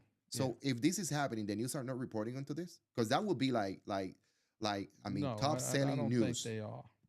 And I wonder how many of the ICE agents are really. Yeah, but that's not military. No, no, no. But listen, but I wonder. But once you intertwine military in that, then you can't. make the distinction, right? Because if I take off the uniform and I put a mask on my face and with an ice jacket, they could be CIA, they could be FBI. We don't know how deep the government is involved in this because they got face masks and stuff like that. So I'm just saying, to answer your question, that's what not just the U.S. Population feels about it, but the soldiers are a part of the U.S. population, and so you got your answer. Through the protests, they don't agree with it. So I can't say I that I could go on a little further, but I'm gonna stop right there for some reason. All I can see, I don't know what type of, I don't know how you receive your news, and then maybe you're seeing on Uh, the news, well, this type of, no, I follow. Rick, I follow um geopolitical. I follow other news sources outside of the American news source okay, because I want to hear everybody's perspective. because And I'm not gonna name I'm looking right the now, and I cannot find one single source of news saying that that any civilian has been killed well, well, by any well, military individuals in the United States well, in well, the last. ICE. Well, let's look at it. ICE falls under the Department of Homeland Security, right? Correct, not the Department of War. So we agree. Right. Okay. But then when you deploy them in the same situation, right? Now, I forget the name of the act that says that you will not deploy. It's not the Insurrection Act, but it's another act that states that you will not deploy U.S. military troops on American soil, Okay. and it's being done, right? And so we can't. And as you know, that type of news will never get out, right? It's just they won't let that get out that hey, a U.S. soldier killed, uh, an American citizen, right? I think they'll go out their way to suppress that. But if you look at it, let's say if you have military, I'm gonna just pose a scenario. You had the military from the East Coast, right? Then you have military from the West Coast. So their doctrine is to swap the coast, right? So they're gonna move the military from the East Coast over to the West Coast because they don't have ties over there, and vice versa. But then the psychological piece of it is okay. Now I'm over on the West Coast, and I got my family on the East Coast, and they're basically vulnerable. So guys are going to start to me dissenting and just saying, "Hey, I'm over here, and my family's vulnerable, and whatever orders you get on the West Coast, you getting on the East Coast, right? Suppress whatever." So, and to me, they've never factored in the human side of it. They have never factored in the human psychology of how this is going to work. To me, Okay. So Hey, go ahead. Go ahead. RT 365. And so you're right. So it's not the Insurrection Act. right? Mr. Lewis, It's one thing I'm doing is I just want everything to be politically correct. So right, because we are on a podcast. So but right. what you are talking about is I say Comitatus Yeah, Act. yeah, So right, and what it reads is the act that restricts using the US military for domestic law enforcement in the Comitatus Act, which generally forbids the Army and Air Force from acting as that of a body of citizens to executive laws requiring requiring express authorization by the Constitution or Congress for such involvement, with exception like the Insurrection Act, allowing federal troops in extreme situations. Now, y'all, that's what he's talking about. So he isn't talking about the Insurrection Act. right, Okay. So I just wanted to make it clear. You can go ahead, Mr. yeah, Lewis. I just wanted to right. chime in real No, quick. but I'm just saying, to answer Rick's question, that's how they feel about the U.S. military, not just from the military itself, but from the population at large. I think it's so and then the further look at that, once Trump is gone, how much of this will be upheld? Yeah, I mean because this is all done through uh, executive orders. Yeah, he does have some legal uh, uh, uh, he's providing some legal from the Supreme Court, and but Rick, it's so much, Rick, that it's just, you could disagree in so many different directions, right? Yeah, Uh, some of the things that but I want to bring out to you guys, because you did mention that civilians were killed, okay, and I hold it, cannot Rick. find any news of these Uh, civilians that being killed, uh, either by ICE or either by the military, and you keep mentioning this, but you're not hold giving on. us you're not All giving right, hold on. facts. Well, we But all right. Hold I on, can Rick. give you some facts. I can give you some facts. I can give you some Hold on. facts because do you remember the two Iowa National Guards that were Yeah. ambushed in Syria? Yes. Yes, Yes. Staff Sergeant Williams and Staff Sergeant Egger. Uh-huh. A brother Yep. and a brother and a brother. Okay, 29 and 25. Oh yeah, yeah. How are we talking about this? Staff Sergeant Williams and Staff Sergeant Edgar Torres. They were killed in Syria. Okay, how about we talk about this? How about how about Louis? How about you talk? Let's talk about Army Specialist Sarah Beckstrom, who was critically wounded and died from injuries on November 27. Okay, targeted by these lunatic terrorists. From How from the about CIA. how about What the one from the what? CIA? No, she's a specialist. How No, Right. she about was a specialist. how about Air Force She was a Staff specialist. Sergeant Andrew Wolf, who was also shot by the same by the same terrorists, and he went to the ICU, and now he was critically wounded, and now he's being recovering. So we have Okay. three deaths and one critically injured. Uh, and then I did saw you like, oh, I did saw you put your hat of let me go and vouch for this for what I'm thinking, but you didn't Well, took a minute to talk well, about hold on, these hold on. individuals. No, All go on, right, go ahead, tell me, all right, Rick. prove me wrong. All right, so we're gonna look at facts, right? Yeah, I thought you guys it I'm was gonna reading. be spicy. Yeah. I'm looking at this here. All right, let me hold on. Let me get this out. I, So what they're saying, the the uh the people that died under ICE, right? They were died they died within those concentration camps that they had, right? The one in Florida and the others. what That's where concentration the camps you people. talking about? So The holding they didn't, facilities, huh? the same holding facilities. Yeah, the holding facilities. Yeah, That's where you people. you calling it concentration camps like this is Well, something no, but I'm just saying. that we No, came listen. up 2 days I'm just ago. no. Obama and Biden have the same things, the same Right, holding facilities. They haven't changed at right, all. right. But there were some people that died within those. So they wasn't they wasn't just outright killed. But I think one or two was shot on the street. I don't know if it was in defense or just by outright aggression. But you did have four people die in those holding facilities, right?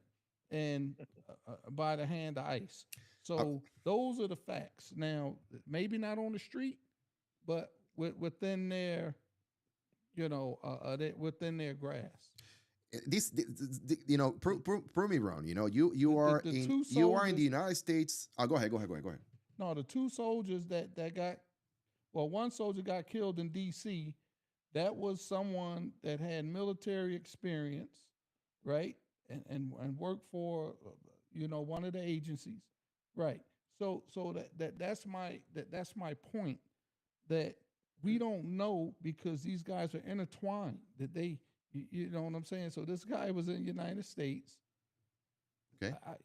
and killed two soldiers, right? In the name of whatever he was, fighting for. Oh, you can call it. He did Yeah, that in the name of right, Allah. right, He was screaming right, Allah Akbar when right. he did that. But He's a but but terrorist. but he was tied into one of those three-letter agencies, so he was active. You know what I'm saying? He wasn't no guy that was, just out of the blue. So he was intertwined into the military industrial complex in some way, shape, or form. And but that was my point, is we don't know how many people is actually being killed because it's not all getting out, and they won't let it out because that's outrage. I mean, amongst the people. So now with these soldiers that's a part of that, I don't really know how they feel in their heart, right? I can't say that because me as a soldier, I had to follow orders, and I still had to follow orders, right? So you know, some I don't like, some I can live with, but I still have to follow orders legally. And uh, but I'm just saying, from the protests, from the command staff, I think how they feel about some of their bosses. Okay, let me so let me show you something. I want to show you something here. Okay, I'm Okay, yeah, gonna share my screen real quick, and I want you guys to tell me what is your take when it comes to this. I am sharing the screen. I'm going to maximize this right here. This is President Trump a couple of days ago in a football stadium full of nothing but American heroes. You tell me. yeah, Okay, let me make sure. yeah. Let me make sure that the OBS is capturing. Yeah, OBS is capturing all of us. Okay, You right, tell me what you think about this. Okay, I'm not gonna blast right. the audio.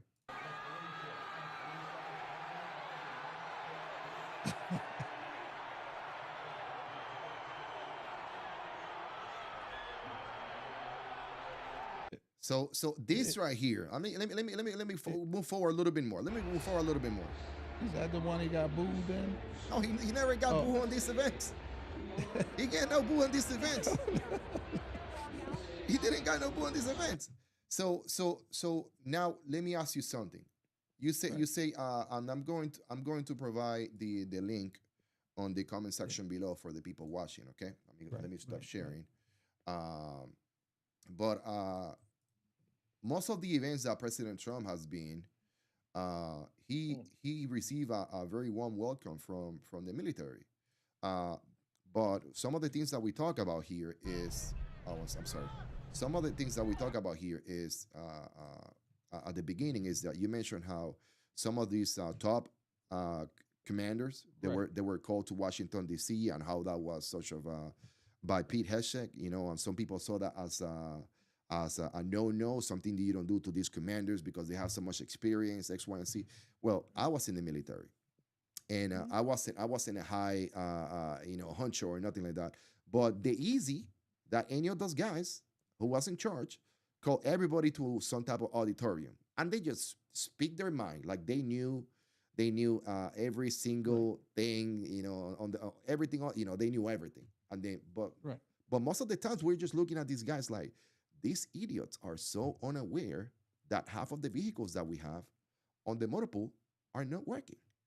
These idiots don't know that we don't have enough people to cut grass in the back 40 because we only have one lawnmower, and they sit out there and they're like, no, we're gonna do this and we're gonna. But at the end of the and what they do that so at the end of the year they can pat themselves on the back and say, I did this. You know, right. that's the same reason why some generals changed their RPT uniform X, Y, and Z. But here we saw that Pete has said call all these generals to this auditorium in Crystal City, in Washington D.C. Okay, and they got offended. But let me tell you why this is so powerful. Let me tell you why this is so powerful.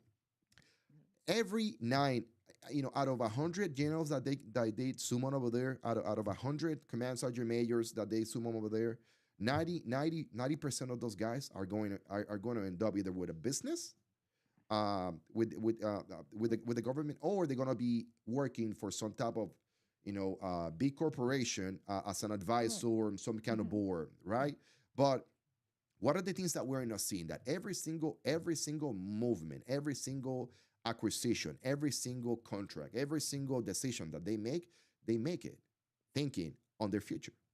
Prove me wrong. And could Right. you seen it? Yeah. We've Right. seen it. Yeah. Right. So Yeah. so so why why it's so bad that we have a secretary of war who is telling these people, hey, this is our priority, and you will follow suit. And if you don't like it, you're out. If you are not in shape, you're out. If you have a different ideology, you're out. If you've been pushing transgender ideology on your workspaces, you're out. If you're taking the picture of the president of the United States out of your AOs, you're out. Uh, and it's making it very clear, and he's telling everybody, hey, this is how it's gonna be. If we have a new government, you either follow suit or and then Right. I Right. really think that all these generals who are in these positions, they should be barred from having any type of job where they will be either 1099 or W2. Listen, either 1099, that's a strong word, or Yeah. W2 into Hmm. any of these corporations that they either provided any type of contract or awarded any type of help or support or advice. Period. Or input. Or Yep. input. Yeah. Or input. Why is that? Yep. I mean, you Yep. know how many of these corporations have these all these vice president of skills resolution, military, this and that, liaison, whatever. And then, but what we don't see is, or what some people don't see is that, um, oh, that's Lieutenant General Joe Smuck, who was in the board of allowing this other corporation, National Defense Agency type, to receive this multi-billion-dollar contract for the next 15 years. Hmm. And Hmm. now they're making 400,000 a year, sending stupid emails. Once every 30 days. He sent one email, he forwarded it to everybody, and then nobody know where he works. Nobody seen that guy at the company. He's always on. He's always his teams. He's always on yellow or red, Yeah. Yeah. and nobody gets. Nobody really gets how you call it, a meeting with that guy, unless he's a vice president. You know what I mean? So I don't know. What I seen is that the military, the guys on the floor are very happy. And after the 1776 that happened this past Right. weekend, 1776. 1776, buddy. I'm like, Right. Right. God Yeah. damn it, that was beautiful. I mean, Yeah. because every single, I mean, we didn't receive that shit. No president care enough to say, hey, God damn it, the barracks, this is what the barracks in Fort Gordon, Georgia, they have, they always have mold. Doesn't matter what you do to them barracks, doesn't matter how many times you fix them, they're always gonna see the black mold everywhere, even the brand new ones. Okay, uh, the You know what, barrack, Rick? You know what, Rick? what? And it's just not in Georgia. It's damn near all of them. Okay, Yeah, and it's just because they've been around for so long. And you're right.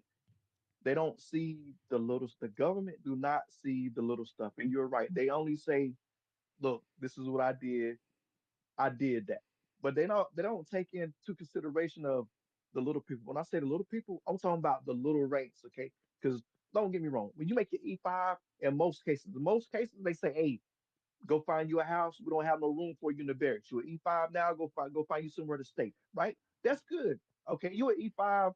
At that point, you probably 24, 25, and you know what? You can go see the house and see if it has mold. Soldiers can't do that. E4 and below. When I say, "Hey, here's your room number 112, okay, and this is where you're gonna be staying," they have no control. Only thing we can do is try to tell the soldier that's leaving, "Look, clean these barracks up as good as you can get it before you PCS." yes, Okay, yeah, they will. I mean, listen, and listen, I'm a guy, okay, so I'm not trying to put the thing between a male or female, but I can clean, right? I know how to make a situation look good. Like I can make my room look good, but you talking about cleanliness? I can't clean, okay? Like and I'm gonna say it, okay? And it's not to be biased, but I cannot clean up like a female. Now I can present my room, okay? Now I can. Let's just put it this way: I can clean up to the best of my ability. But Right. when a new guy move in that room, it might have already had mold in here too before me, and I try to clean it Right. up as best I could. That mold is gonna come back. And Rick, you are right, man. This is the stuff that the big foundation doesn't see, man. They don't see how the soldiers are living. Okay, they don't see it because, like I said, when you make it E5, E5s can't fret now. So they say, look, Can't be in the barracks no more. You made your E5, go find you somewhere to stay. E4s, they still got to deal with it. E4 and below, they got to deal with this stuff, man. And you're right. The big army pat themselves on the back every year and say, look what I did. But that 1776, I'm gonna tell y'all, I made a post on my Facebook. I didn't put it on my Right. YouTube, but I did make a post on my Facebook. And I just said, hey y'all, I know sometimes we don't always agree with the political party, but be thankful. Because I didn't get that when I was in the military. Do you know what 1776 would have did for me in my pocket? I could have paid some extra bills off. I'm for real. But I did. I told everybody, I said, look, y'all, be thankful. I know, I mean, because and we just take it back because I know we are talking about political stuff. You have the red side and you have the blue side. So we will forever be divided, period, right? We will forever be divided because whether you're red or you're blue, we will. But I told everybody, I don't care if you're red or blue, but be thankful because 1776, you did get that, you know. And then I got a lot of backlash because there's like, you don't know where that money came from. Yeah, I do know where that money came from.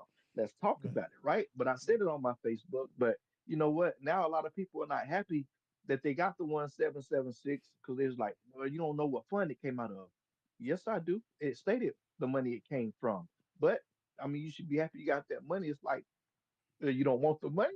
Get the money to me. I want Now, the money. Give now, me the now, money. now, You now, know, now, I you need that just 1776.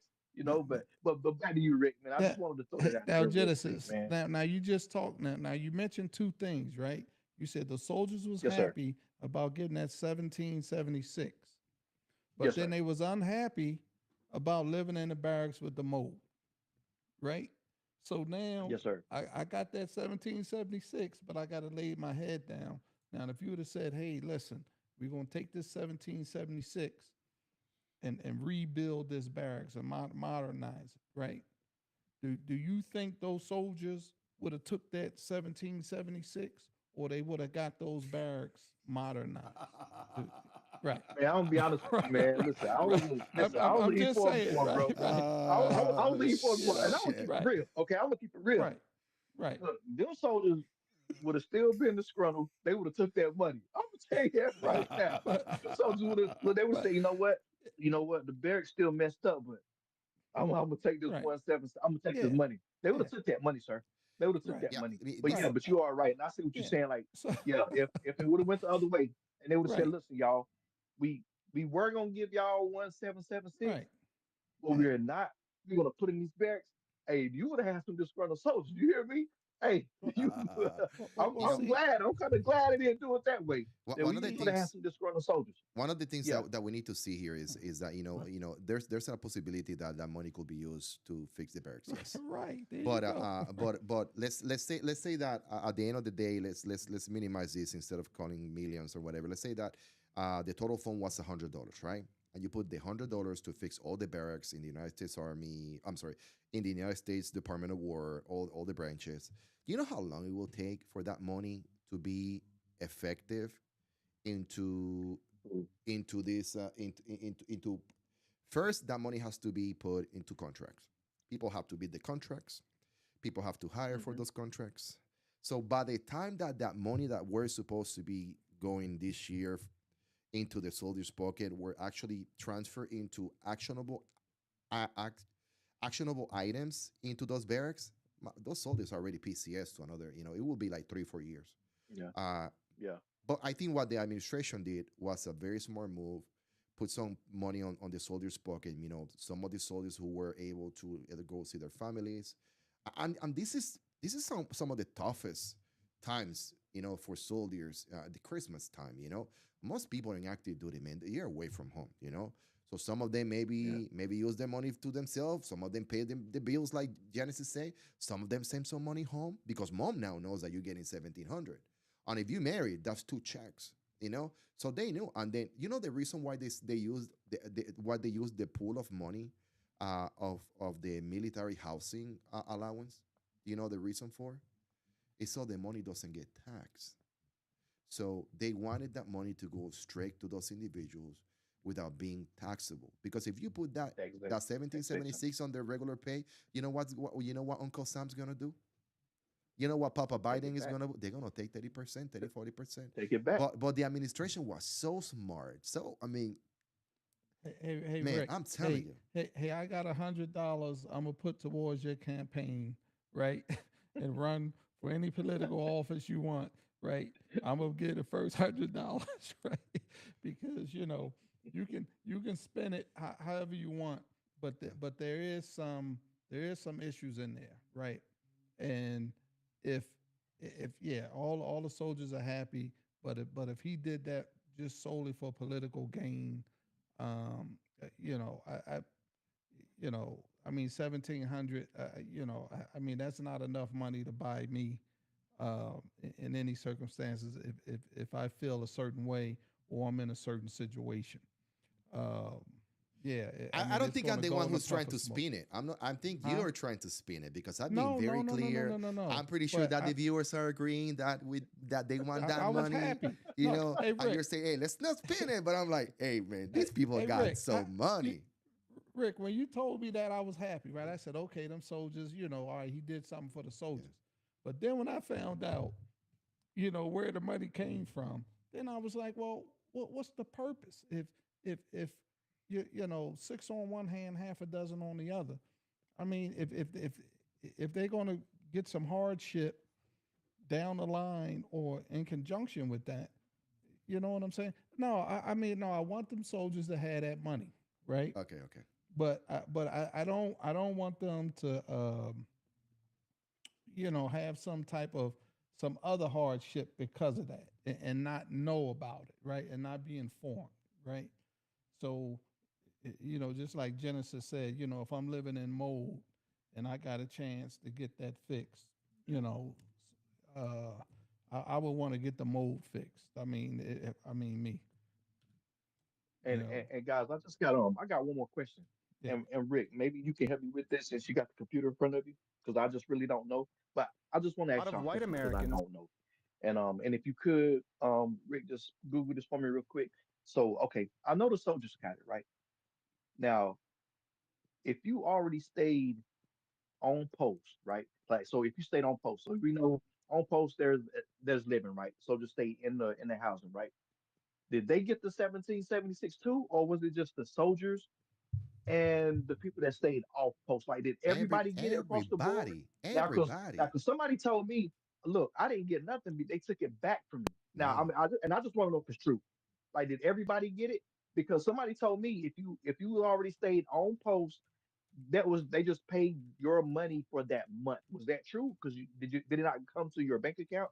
I just want to know, cause like, and it's a lot of people that asked me that too on my Facebook, and I didn't have the answer, man, because like I don't like doing like politically binding stuff because I'm trying to keep my Right, social media, yeah, like right, straight. yeah. But somebody did ask me that, man, and I didn't have the answer for them, and I just want to know because I don't have a computer in front of me. But Ricky, can you look that up for me real quick? So Somebody so told me that, like, so one more time, the soldiers got it, and they said that if you had BAH and you stayed off post, you got it. But the people that stayed on post housing, the government just paid their bill like a regular payment, and they didn't get the 1776. Like, is that true? now everybody received the 1776. Okay, so So so everybody, if for okay, whatever good, reason, if for good, whatever reason you're living in housing and you have a contract with your housing with a housing company, they differ by different installations, and that company by mistake took your 1776, they're supposed to return it back to you got you. Okay, because the money okay, went through as BAH. They might have a system that will be collecting all that BAH payments. So if that happened, they're supposed to return the money back. got you. Okay, thank you, and I appreciate that, man. Yep. I didn't know if that was true. I was like, wait, well, I didn't what? They was like, yeah, they took it. I didn't get it. I was like, wow, wow. So yeah, thanks for clearing that up. So they Yeah. will get it back though, or they're supposed to get it back, right? That's yeah. If for some reason your housing organization, the company that you pay BH to for your housing on post, took Uh-huh. took that money back. They're supposed to return it back to the soldiers. Okay. But Okay. that money should have came strictly through your pay. What do you call that? The DFAS. Yeah. Yeah. So that DFAS. money, Okay. yeah, that money shouldn't have hit anything but DFAS. correct. I But mean, but if they was going Okay. to do that, but because it's a BAH Okay. payment, and then I'm saying based on my right, background in finance, if it's a BAH payment, it's gonna go to your bank account as right, BAH, Okay. and it's gonna be listed on your bank account as BAH. When you sign up for these housing in some installations, they make a contract with you that will allow them to tap into your bank and then receive every check that you receive for BH to be forward to those organizations. So if that Okay. happened in a particular case, that organization is supposed to return the BH to you. And most likely what they do is this: they're not going to return the money to DFAS. What they do is they will send you a check, most likely. Ah, okay. Good. Yeah. Good. So Good. yeah, I think I mean there was one more topic that I wanted to talk about, and it's called black fatigue. Okay. I was look Ooh. I was looking at Steven Crowder video the other day where he goes to different barbershops, and then he talks to individuals on these barbershops. But when I was talking to Lewis the other day, he because we have a conversation off air, and then he did mention to me that maybe the people that was in that interview in that room with Steven Crowder, maybe they were not as prepared, intellectually prepared to have the conversations that Steven Crowder had at that moment. So I kind of pull it out. I pull out the showing the Steven right, Crowder video because I don't know, and I try to research on these individuals. I don't know the level, the expertise. What type of knowledge well, do they have when it comes to this to be able to speak of this right, black fatigue? and So and he was just as emotional as the people he was speaking to. yeah, But as we talk about this, I'll let you start it off, and then there's a long history of this. So when you say black fatigue, right? You have to understand where it came from and who's spouting this, right? So yeah, but I'll let you it's play it's good. your It's good that you mentioned right, something about something that is right, gonna make who's gonna make people right, happy or not happy, who's gonna make people to understand your point of right, view, right. Yeah, about, hey, we need to understand yeah, where this come from, we need to right, understand the roots of the whole event. But people on the right. streets don't care about this. People on the Oh, street, if you ask a regular guy on the oh, streets who's been oh, no, they dealing do. with black fatigue every single day, they don't care if it's somebody who's watching uh, X, which is some Uh, of the platforms that are not as censor as others, and they are right, seeing what is right, happening over and right. over and over and over with the same type of individuals on a daily basis. They don't care about where this black fatigue thing came from. They don't care. They just care that they see something on the news over and over and over and over, and it's kind of the same suspects all the time. And that's what they call black fatigue. If you see somebody running from the police on on not wearing the seatbelt and smoking pot in a state where pot is not legal unless you have a permit, and they don't have either license or permit or weed card or none of those, most people think, okay, yeah, he's gonna be a black, or he's gonna be Hey, Rick. Hispanic, Hey, Rick, and do me a favor go real ahead. quick. Rick, do me a favor Yeah, real go ahead, quick. go ahead, go ahead. Okay, so you gonna get like so it's a plethora of ethnic groups that's watching your podcast. Yeah, Okay, yeah, yeah, so can you do me a favor? Can you just give like the definition of black fatigue? yeah, Because yeah, some yeah. people's not gonna know what that means. If you don't mind, please. If you No, don't, no, no, no, no, no, no, because no. I mean we know what it is, but of course, because like you know we go through it every day. But some people do, some people don't. But And if you and could just that's do a like good the point. definition, That's so that's a good point. I, yes, I I like trust me, I because like it's that, gonna man. be a lot of people watching this. They're gonna be like, I really like what that. are they Yes. talking about? So let me share Ho- this with you guys. Okay, I'm gonna share this with you, and then what this is going to do is going to allow people that are watching the podcast to stop right here. Okay, so you can stop right here, and then kind of freeze the show, and then you can read through this. But I'm gonna read it for you now. Okay, so you already paused it, you read it, whatever. Now I'm gonna stop sharing, and then let me stop the sharing. Okay, and then we're going back to our original view. So if you were watching, just go back and pause it. Okay. So what is black fatigue? And I'm gonna be giving the definition as Genesis told me to. So it refers to the chronic weariness that can come from constantly navigating racism, discrimination, racial expectation, political narratives, and pressure to represent or explain black experiences. Okay. Thanks, Rick. I Okay, appreciate it, man. hold on, Rick. Now I got a definition that I want to read Okay. from Wikipedia. Okay. And it says black fatigue is an American term used to describe black people in the United States who are experiencing psychological and physical problems caused by various factors, including systemic racism. The term was coined by writer Mary Frances Winters in 2020 when she published a book in which the term was first used. Initially neutral, the term was co opted by right wing individuals during the mid 2020s and defined by them as a feeling of fatigue when interacting with black people. Now, this is Wikipedia, so a whole nother term, or definition than what you wrote, Oh, right? and, So, and Yep. then And thank you guys, man. I really this appreciate goes that, this man. goes Thank back y'all. to something that I want the viewers to see. right, Okay, I want the right, viewers to see this. So there's two different sources. The right, source that I used was ChatGPT right, 5.2. The source that Lewis Johnson, used was Wikipedia, and you can right, see how different algorithms can show right, you different things. Okay, right, if the one thing about Wikipedia is that I can go right now.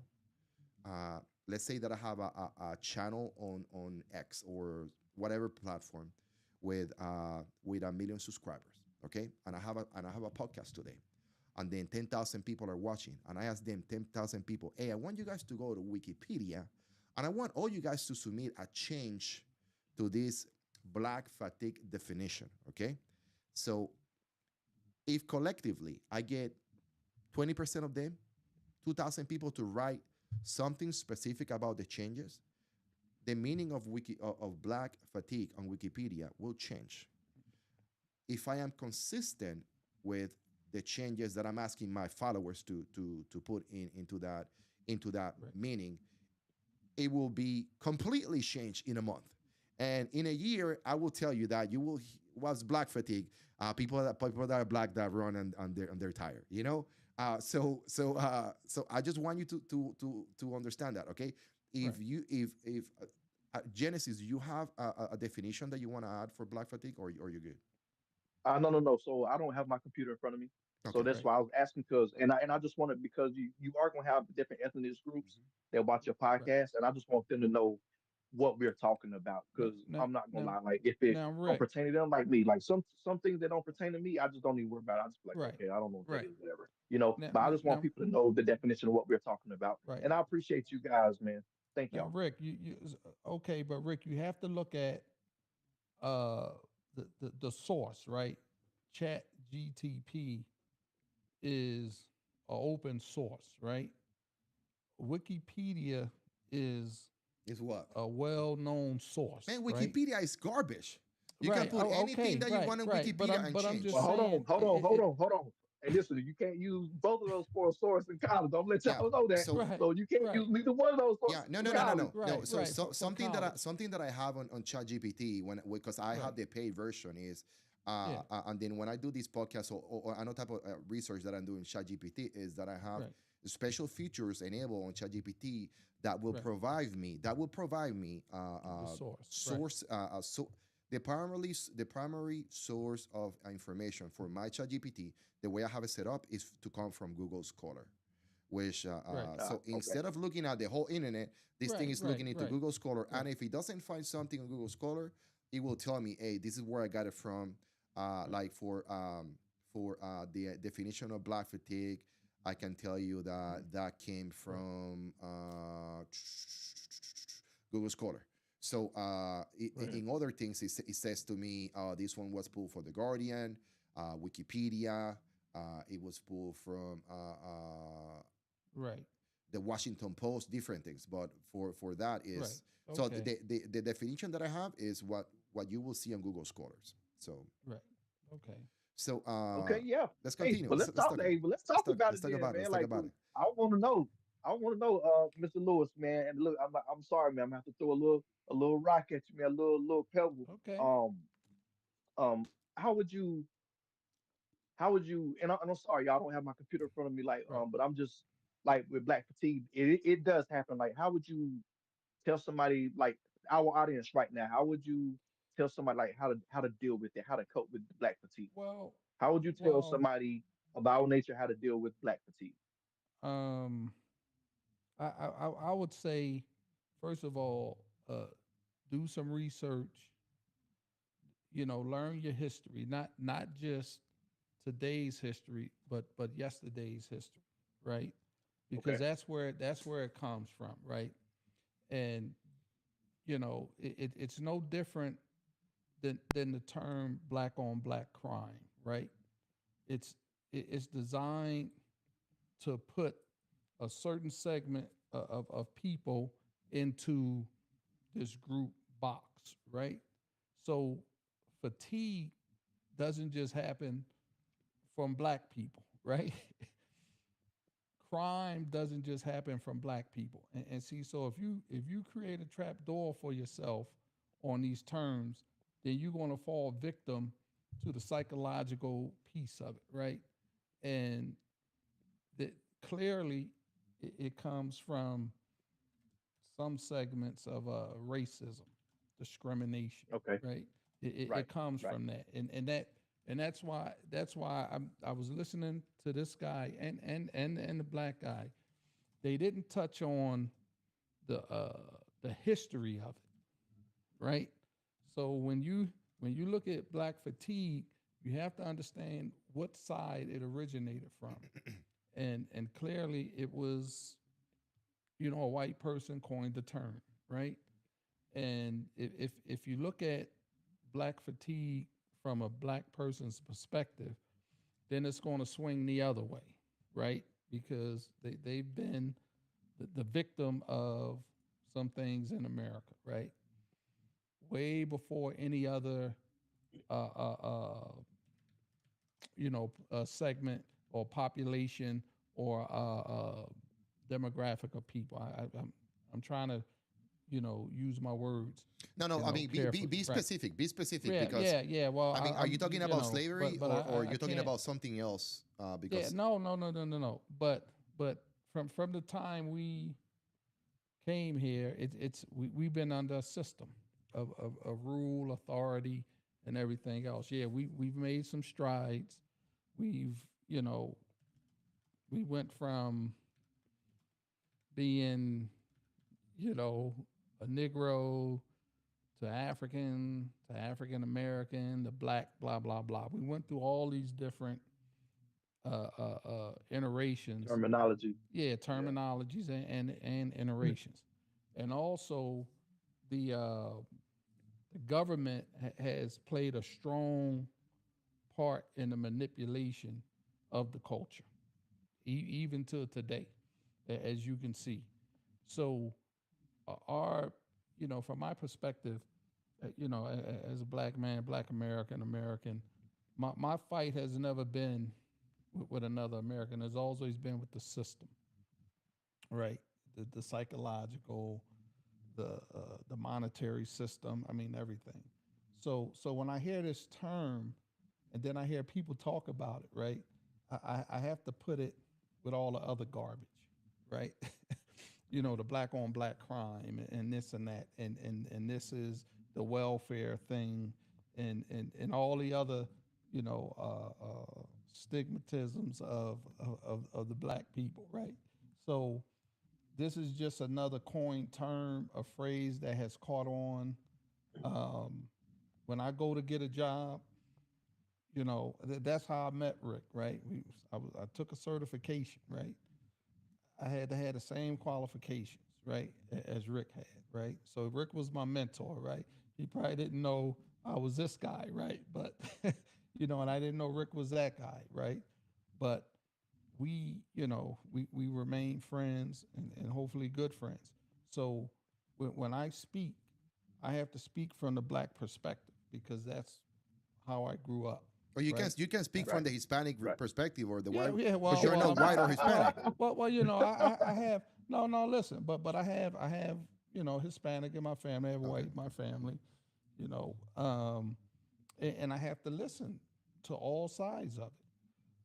But never will I make a statement that coins one a group of people Oh man, to give me to give me to give me to, two. to try. No, no. Give me Listen, one minute I mean, and no I give you people. 15. Give me No, one no, minute no. and I give you People. 15.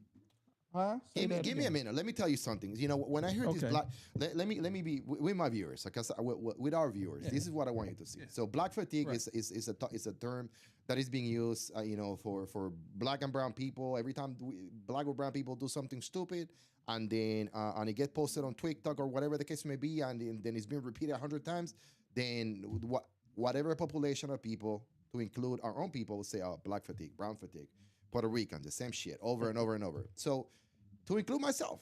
Do you know how many people I seen and this happen all the time in Miami? This happen a lot in the southeast, where Puerto Ricans have migrated in big numbers to these Florida states, Alabama, all these places, and they start running. I don't know how they find these horses, but do you see them everywhere, riding horses, and then What? horses, the, they do the number ones and twos on the streets. And guess what Puerto Rican do? They don't clean that shit up. So they get recorded, and then guess what I see on my TikTok, Black Fatigue. So and then I'm here looking at the damn Puerto Rican. It's dumb stupid, doing the same shit over and over again. Or you see them, or you see the other video, trying to bring drugs into the United States, either through ships or planes, and they get caught at the aduana or at the port of entry. Same shit. And there's somebody over there with a camera doing a video. Another Puerto Rican doing the same shit. You know what I mean? In Puerto Rico, we got people all color, white, black, brown. I mean, you name it. Mhm. And guess what? Mhm. We see them over there, and I'm Puerto Rican, so I'm like, here we go. Yeah, black fatigue. Here we go. Here we go. You keep doing the same shit. And What? then What? What? and then and then to me, I cannot say, oh, you know what? We have such a bad. I am so sad. We have such a bad, the grandparents of his grandparents of his grandparents were slaves, or were Indians that were taken by the Spaniards. Or no, his ancestors were in the trade slaves. But then what we don't think about is that slavery didn't started with the inception of America. Our people were slave in Africa before they were traded to Spaniards to be brought into the United States. Our people were slave in Yemen before all of that. Our people were slave. Well, I'm calling our people. They were just a bunch of different people. Were slave during the Roman Empire, and then if I continue to tell my Hispanic people, hey, yeah, you have a crush, you didn't have the same advantages of these people over there in America because your ancestors were whatever slaves or whatever the case may be. I mean, I have no right to side with us with that point of view. The way I think is that, hey, I have it rough, but I am building something new, and then from my point forward, my family is not gonna have. I'm making good decisions. I'm not letting the bad decisions of my ancestors, or the tribulations, and then the coin that they got tossed out alive when they be brought into this world to affect me. It was bad that they were a Mhm. slave. It was bad that they were traded. It was bad that they were killed by Christopher Columbus. But So because in Puerto so Rico, so let me so tell you Rick. something. We Okay. 1 second, let me Okay. finish. Go ahead. Go ahead. For Puerto Go ahead. Ricans, some people say, oh, our ancestors were a slave for for X amount of years. Okay, I got it. In Puerto Rico, the Indians, they didn't have, I won't call it a chance, but they didn't went through slavery.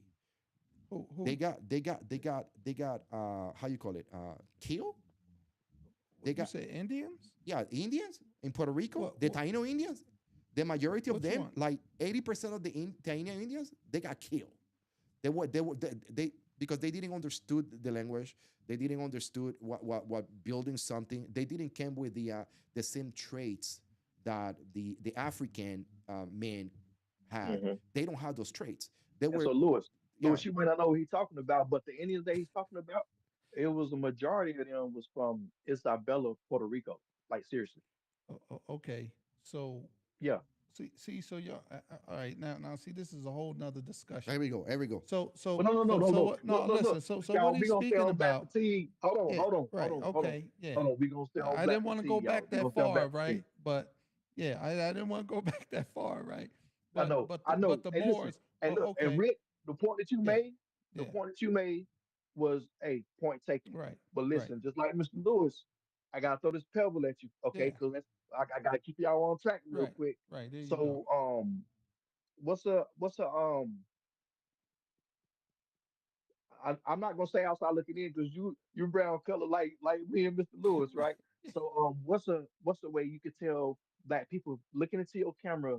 What's a way that you could tell black people like how to deal or cope with black fatigue? And I'm gonna go last because I just got one thing that I want to say to everybody on your page Yeah, right yeah, yeah. now. But can you just tell somebody like, and I'm gonna say outside looking in because you are brown colored, but you got that bright skin. You get away with just a little bit more than what we get away with. You do, or not. But if you don't Uh, mind, can you just yeah, yeah, like yeah. just tell Very, everybody very simple. how to just deal with it, how to cope with black fatigue? Yeah, so I will say that we need to like in the military, we need to teach, coach, and mentor the younger generations. You can't, And Rick. then Rick, and hold on, Rick.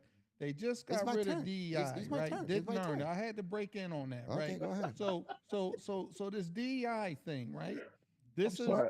yeah. I apologize for that.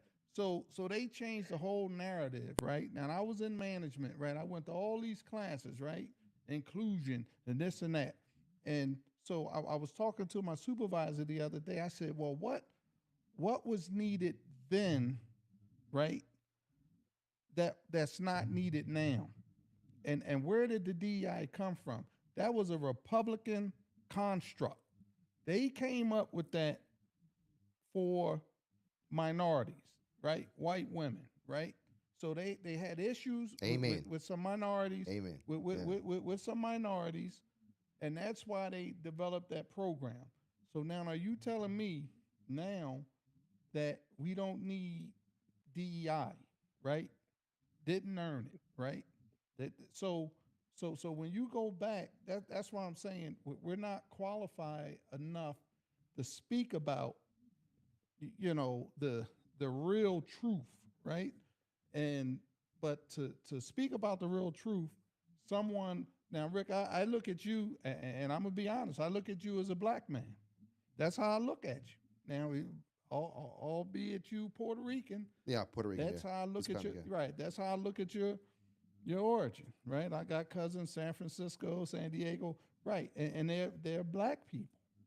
So when I hear black fatigue, I'm not saying that we can't be better, but we also have to remember how this started, and we're still operating under the same system that has been around forever.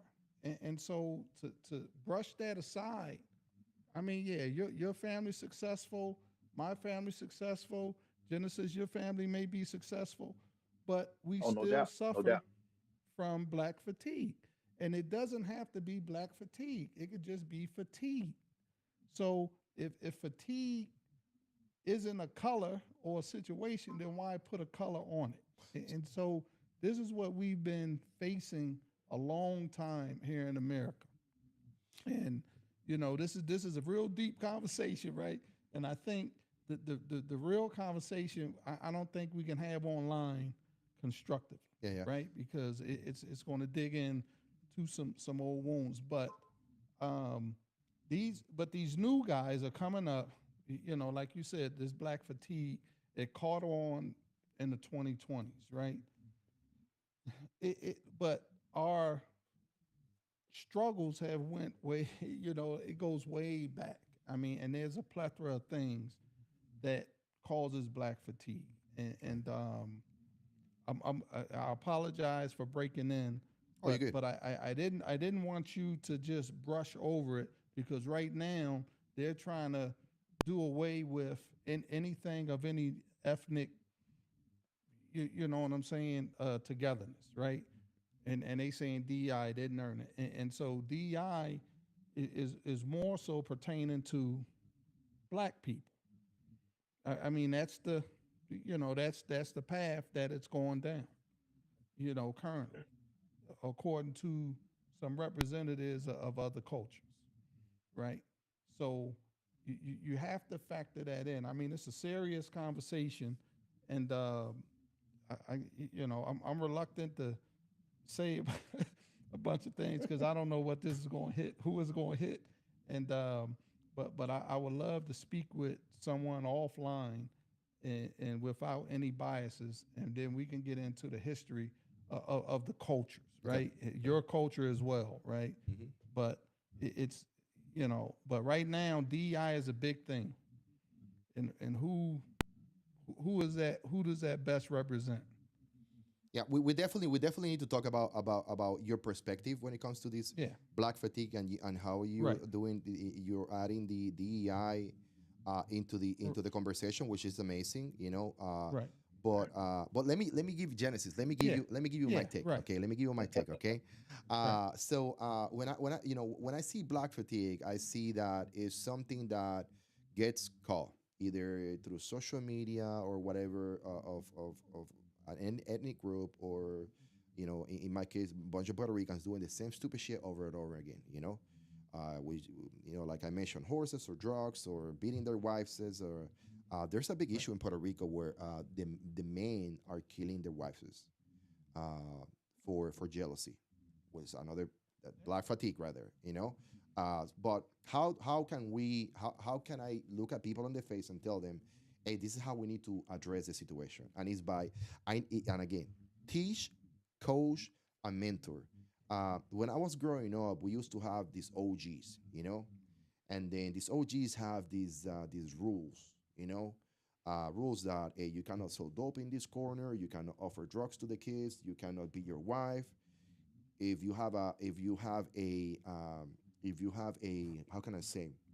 I'm trying to word it. If you're going to kill an opponent from another gang, or whatever the case may be, because they might be doing something, you don't go after that person when that person is hanging out with his wife or with the kids, or you don't go after that person when that person is with at the shooting hoops. You might swing by, you might show your presence, but you're not to, there was like a code of conduct on the streets that manage some type of these kind of events, and I think that we lost it somewhere.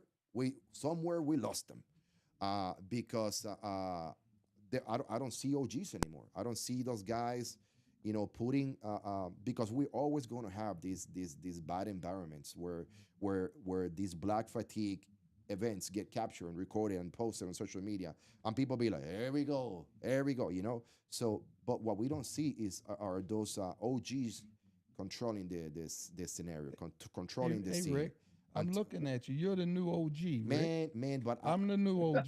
yeah, but we can't be there. We can't. I mean, I'm not Right. on. I separated myself so far from that I'm not around those environments anymore, and then I No, cannot mentor, yeah, teach, coach, but and you, mentor none of those guys. but you're around your family, Rick. You're around your cousins. Yeah, yeah, yeah. I got a lot of cousins, so Hmm. I'm the OG now, right? Yeah. So I'm around my nephews, and I always tell them, listen, do the right thing. If you can, if you're allowed to do the right thing before you do the wrong thing. So, and that's the message that was given to me. Um, I grew up poor, the projects, Philadelphia, tough, probably way tougher than both of you guys just crime, drugs. Just killings. Real life stuff, right? And it advances you to the crossroads. Um, and so you have to make a decision quickly in life as a young kid. So my job, even to today, is wasn't to step on a landmine, right? So I did everything I could not to step on the landmine. They was everywhere, right? And you know, so I take that experience now. I get to my daughter, even though she don't want to listen. I still have to give it to her nephews. You know, and and I keep pressing on. So I don't let the ills of society make me bitter. Of course, politics has done that, religion has done that, but so it was molded into me. So I'm trying to unmold it. So those lessons, and I think I'm a little older than both of you guys. No, you know, but still, I'm still pressing on and giving that positive message. But what I don't want is to have other people influences come in and tell me something. Okay, well, because of black fatigue, uh, I used to hear people say, hey, Barack Obama's an idiot, you know, and that I was like, well, what are you talking about? This guy's a Harvard graduate. So look past what his political situation is. I mean, he achieved the goal. A lot of people have achieved, Rick with a master's, I have a bachelor's, and but I've achieved great heights coming from where I came from, and I have a couple more steps to go. So I'm not telling you, hey, don't like this guy, because I told a guy the other day, it was a white guy, right, at the job. I said he's losing weight, right, and he never said nothing to me, but I said, hey man, I see you slimming down. I'm proud of you. You know, so when I told him that, he sort of stopped and hesitated and said, hey man, thank you. But that was me showing appreciation for his effort, and I got nothing out of it, right? Didn't you know what I'm saying? But just to see him better in himself, right? And I talked to some other young guys in there, and the dynamic that you can create. Now, these are powerful platforms, right? And they're gonna get a little dicey, right? Right? They're gonna, they're gonna take their twists and turns, but we got to keep them back on the straight and narrow. But you can't bypass the the truth or the history of how we got here, right? In your life, my life, and in America. It is what it is. It's documented, and we can't say that it's not there, it never happened, or it won't happen in the future. So Genesis, you I'm, gotta I'm you gotta close. You gotta close. You're gonna close the show, bro. no, You no, go, no. I'm done. I'm no, done. Yeah. Genesis, But you, Genesis is gonna close the show. He got the yeah, mic. yeah, yeah. After you, we're gonna go into ending, and that's it, Right, bro. right, So yeah. hey, you got the mic, bro. All right. All right. So listen, hey, I want to thank you, gentlemen, for both y'all gave some good points. Hey, kudos to y'all for real, because y'all brought up some lavish points. But and Lewis, you are right. We can't let it be forgotten that this is real life, But I'm looking into this camera right now, and I just want to tell everybody that's black, brown, other, it doesn't matter, right? Because we all go through it, but mostly black and brown people, hey, look, there's nothing wrong with your skin tone. I have a lot of friends that say, man, you know what? Sometimes I wish I was white, man. I'd be like, wait, what? And they be like, yeah, yeah. They're like, nah. I mean, I know I'm black, but man, you know what? Like, bro, I sit down, somebody get up for what? And I'm like, maybe they just had a bad day, right? And they start running me through X, Y, Z. Okay, they say, look, I took a shower this morning. I dressed good. I smell good. There was no reason for the person to get up. Like, I don't stink. Like, why? You know, for somebody else to sit down, they want to stand up. all the way across the room. And we'll just call it what it is. We're gonna kill the elephant right now in the room. And I want to tell y'all, listen, there's nothing wrong with being black or brown. Okay. And I was asking these gentlemen earlier, what's a good way that you could deal or cope with black fatigue? Listen, black people, if you around your friends and you can feel something is getting ready to get out of hand and they getting ready to do something stupid, listen, if you got to think about it more than twice, it's probably bad, right? So the ideal instinct is just not to do it. If you want to be that person to where you feel like, nah, I gotta, these my boys, I gotta do what they do. But go ahead and be that stupid person because you don't have to be, right? My ideal of combating with this stuff and telling people the way out of this black fatigue is if you got to think 3 times to do something, it's probably wrong. It's probably wrong. Don't do it. It's as simple as that. Don't do it. Like you can stop the miss, you can stop the scenarios. Just like Mr. Lewis said, yeah, and he is right. It happens, but you can break the cycle. We're all educated. I know Mr. Rick is. Mr. Lewis just stated he is. I am, right? But look at how we got here. So you got 3 people, 3 different colors, because I think I might be a little darker than Mr. Lewis, and okay, and then and I'm a little lighter. I mean, a little darker than Mr. Rick, right? But then look at Mr. Rick.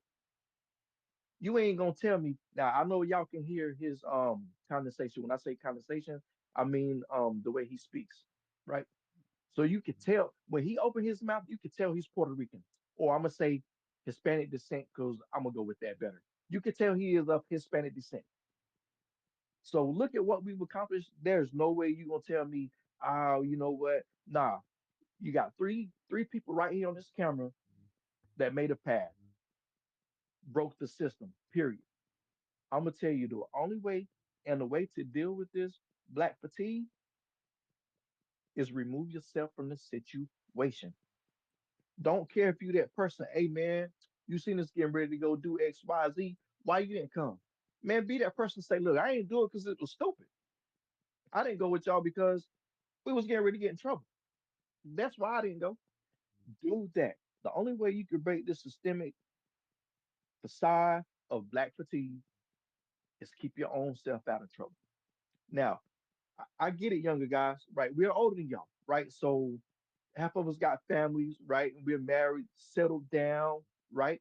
And we, you know what, we believe in going to work, making our money, and coming home, taking care of our family. I get it. You young guys, y'all not ready for that yet. Y'all probably in college, or you probably just got your first job from high school. But what I'm telling you is a facade to victory. Like you still don't have to do crazy stuff. You should be all about getting your education. If you don't want to get an education, okay, my bad. And get you a trade. Okay, that only takes 6 to 8 months. And sometimes a year. Okay, that's nothing. Okay, because you told to us, we go to college, so it takes 4 years to get a bachelor's degree. Okay, and then another 2 to get a master's degree. Okay, so I don't want to hear that. Young people, I'm talking to the young people. Okay, chances are if you 19 to 24 to 25, you don't even know what you want to do right now. And that's fine. But just don't be out here getting in no trouble. Get you a good job, get you a good trade. Lewis said it the most. Look, I came from a background of crazy stuff, but I had to give it up. Okay, you can only do it for so long before you get caught. Go ahead and get caught and get put in the system and see what happened to you. Trust me, I know. I'm gonna tell you that part though. I'm definitely gonna tell you that part. But the only thing I can say is in the cycle. Okay, we shouldn't see no more black nothing. Every time something come across my YouTube and black come in it, it's either somebody fighting, somebody getting beat up, somebody robbing a store. It's black fatigue. Listen, you could break that, but the only way is remove yourself from the situation. Don't be scared to be that guy or that female to be like, hey, listen, y'all, I'm gonna let y'all go ahead and do that. This ain't my stilo tonight or ever. Don't even do it. You don't have to do it. You can still be friends with these guys. Listen, okay, and I'm not scared to say it. I'm gonna say it. I know drug dealers, but do you know when I go home? You know what they say? Hey man, how you doing, bro? I see you doing good over there. I see you got your little channel going on. You know what they do? They get me off the block. I can't make this up. They say, hey man, go be with your family, bro. You know, you ain't supposed to be over here. You a good dude. They do me like that. But I'm still friends with them. I just don't do that stuff they do no more. You feel what I'm saying? And there's nothing wrong with it. If you got friends that do bad stuff, I'm not there's nothing wrong with being their friends. Okay? Because hey, they might be the only ones that hold you down in your time of need. But I'm just saying you don't have to do what they do. And if they are your real friends, then they do bad stuff, bro, trust me, they gonna kick you to the curb. They gonna be, hey, bro, you gotta go home to your family, man. Like you shouldn't be here with us, bro. Like you should be going home. Like they're gonna be dear to you, man. Like sometimes you might be feeling, man, dang, are they my friends? My wife gave me the okay to hang out one night. Like I can't hang with y'all. Man, they gonna tell you no. Trust me. Now, if y'all younger people ain't got friends like that, they ain't your friends. They want you to get in all this stuff that they getting into. And the only way you can do with this and to deal with this black fatigue stuff, like Mr. Lewis said, it happens. Like Mr. Rick said, it happens. So I'm not saying it don't happen. I'm just saying you can break the cycle. And the way you can break the cycle is remove yourself from that situation. That's the only thing I'm saying. I wanted everybody to see this. All right. And and it's sad that it do have a black in front of the fatigue, you know. And I know Mr. Rick, your people go through it too, you know. And I'm not gonna lie, I know some white people that go through it as well, and they're white. But I just want to say, because we are talking about black fatigue, y'all look, keep your heads up. All right. Genesis New Era, RT365, and Mr. Lewis in the house. Back to you, Mr. Rick. Hey, thank you so much for watching. See you guys in our next video. Hey, Rick. Don't go anywhere. Stay right there. Okay. Yeah.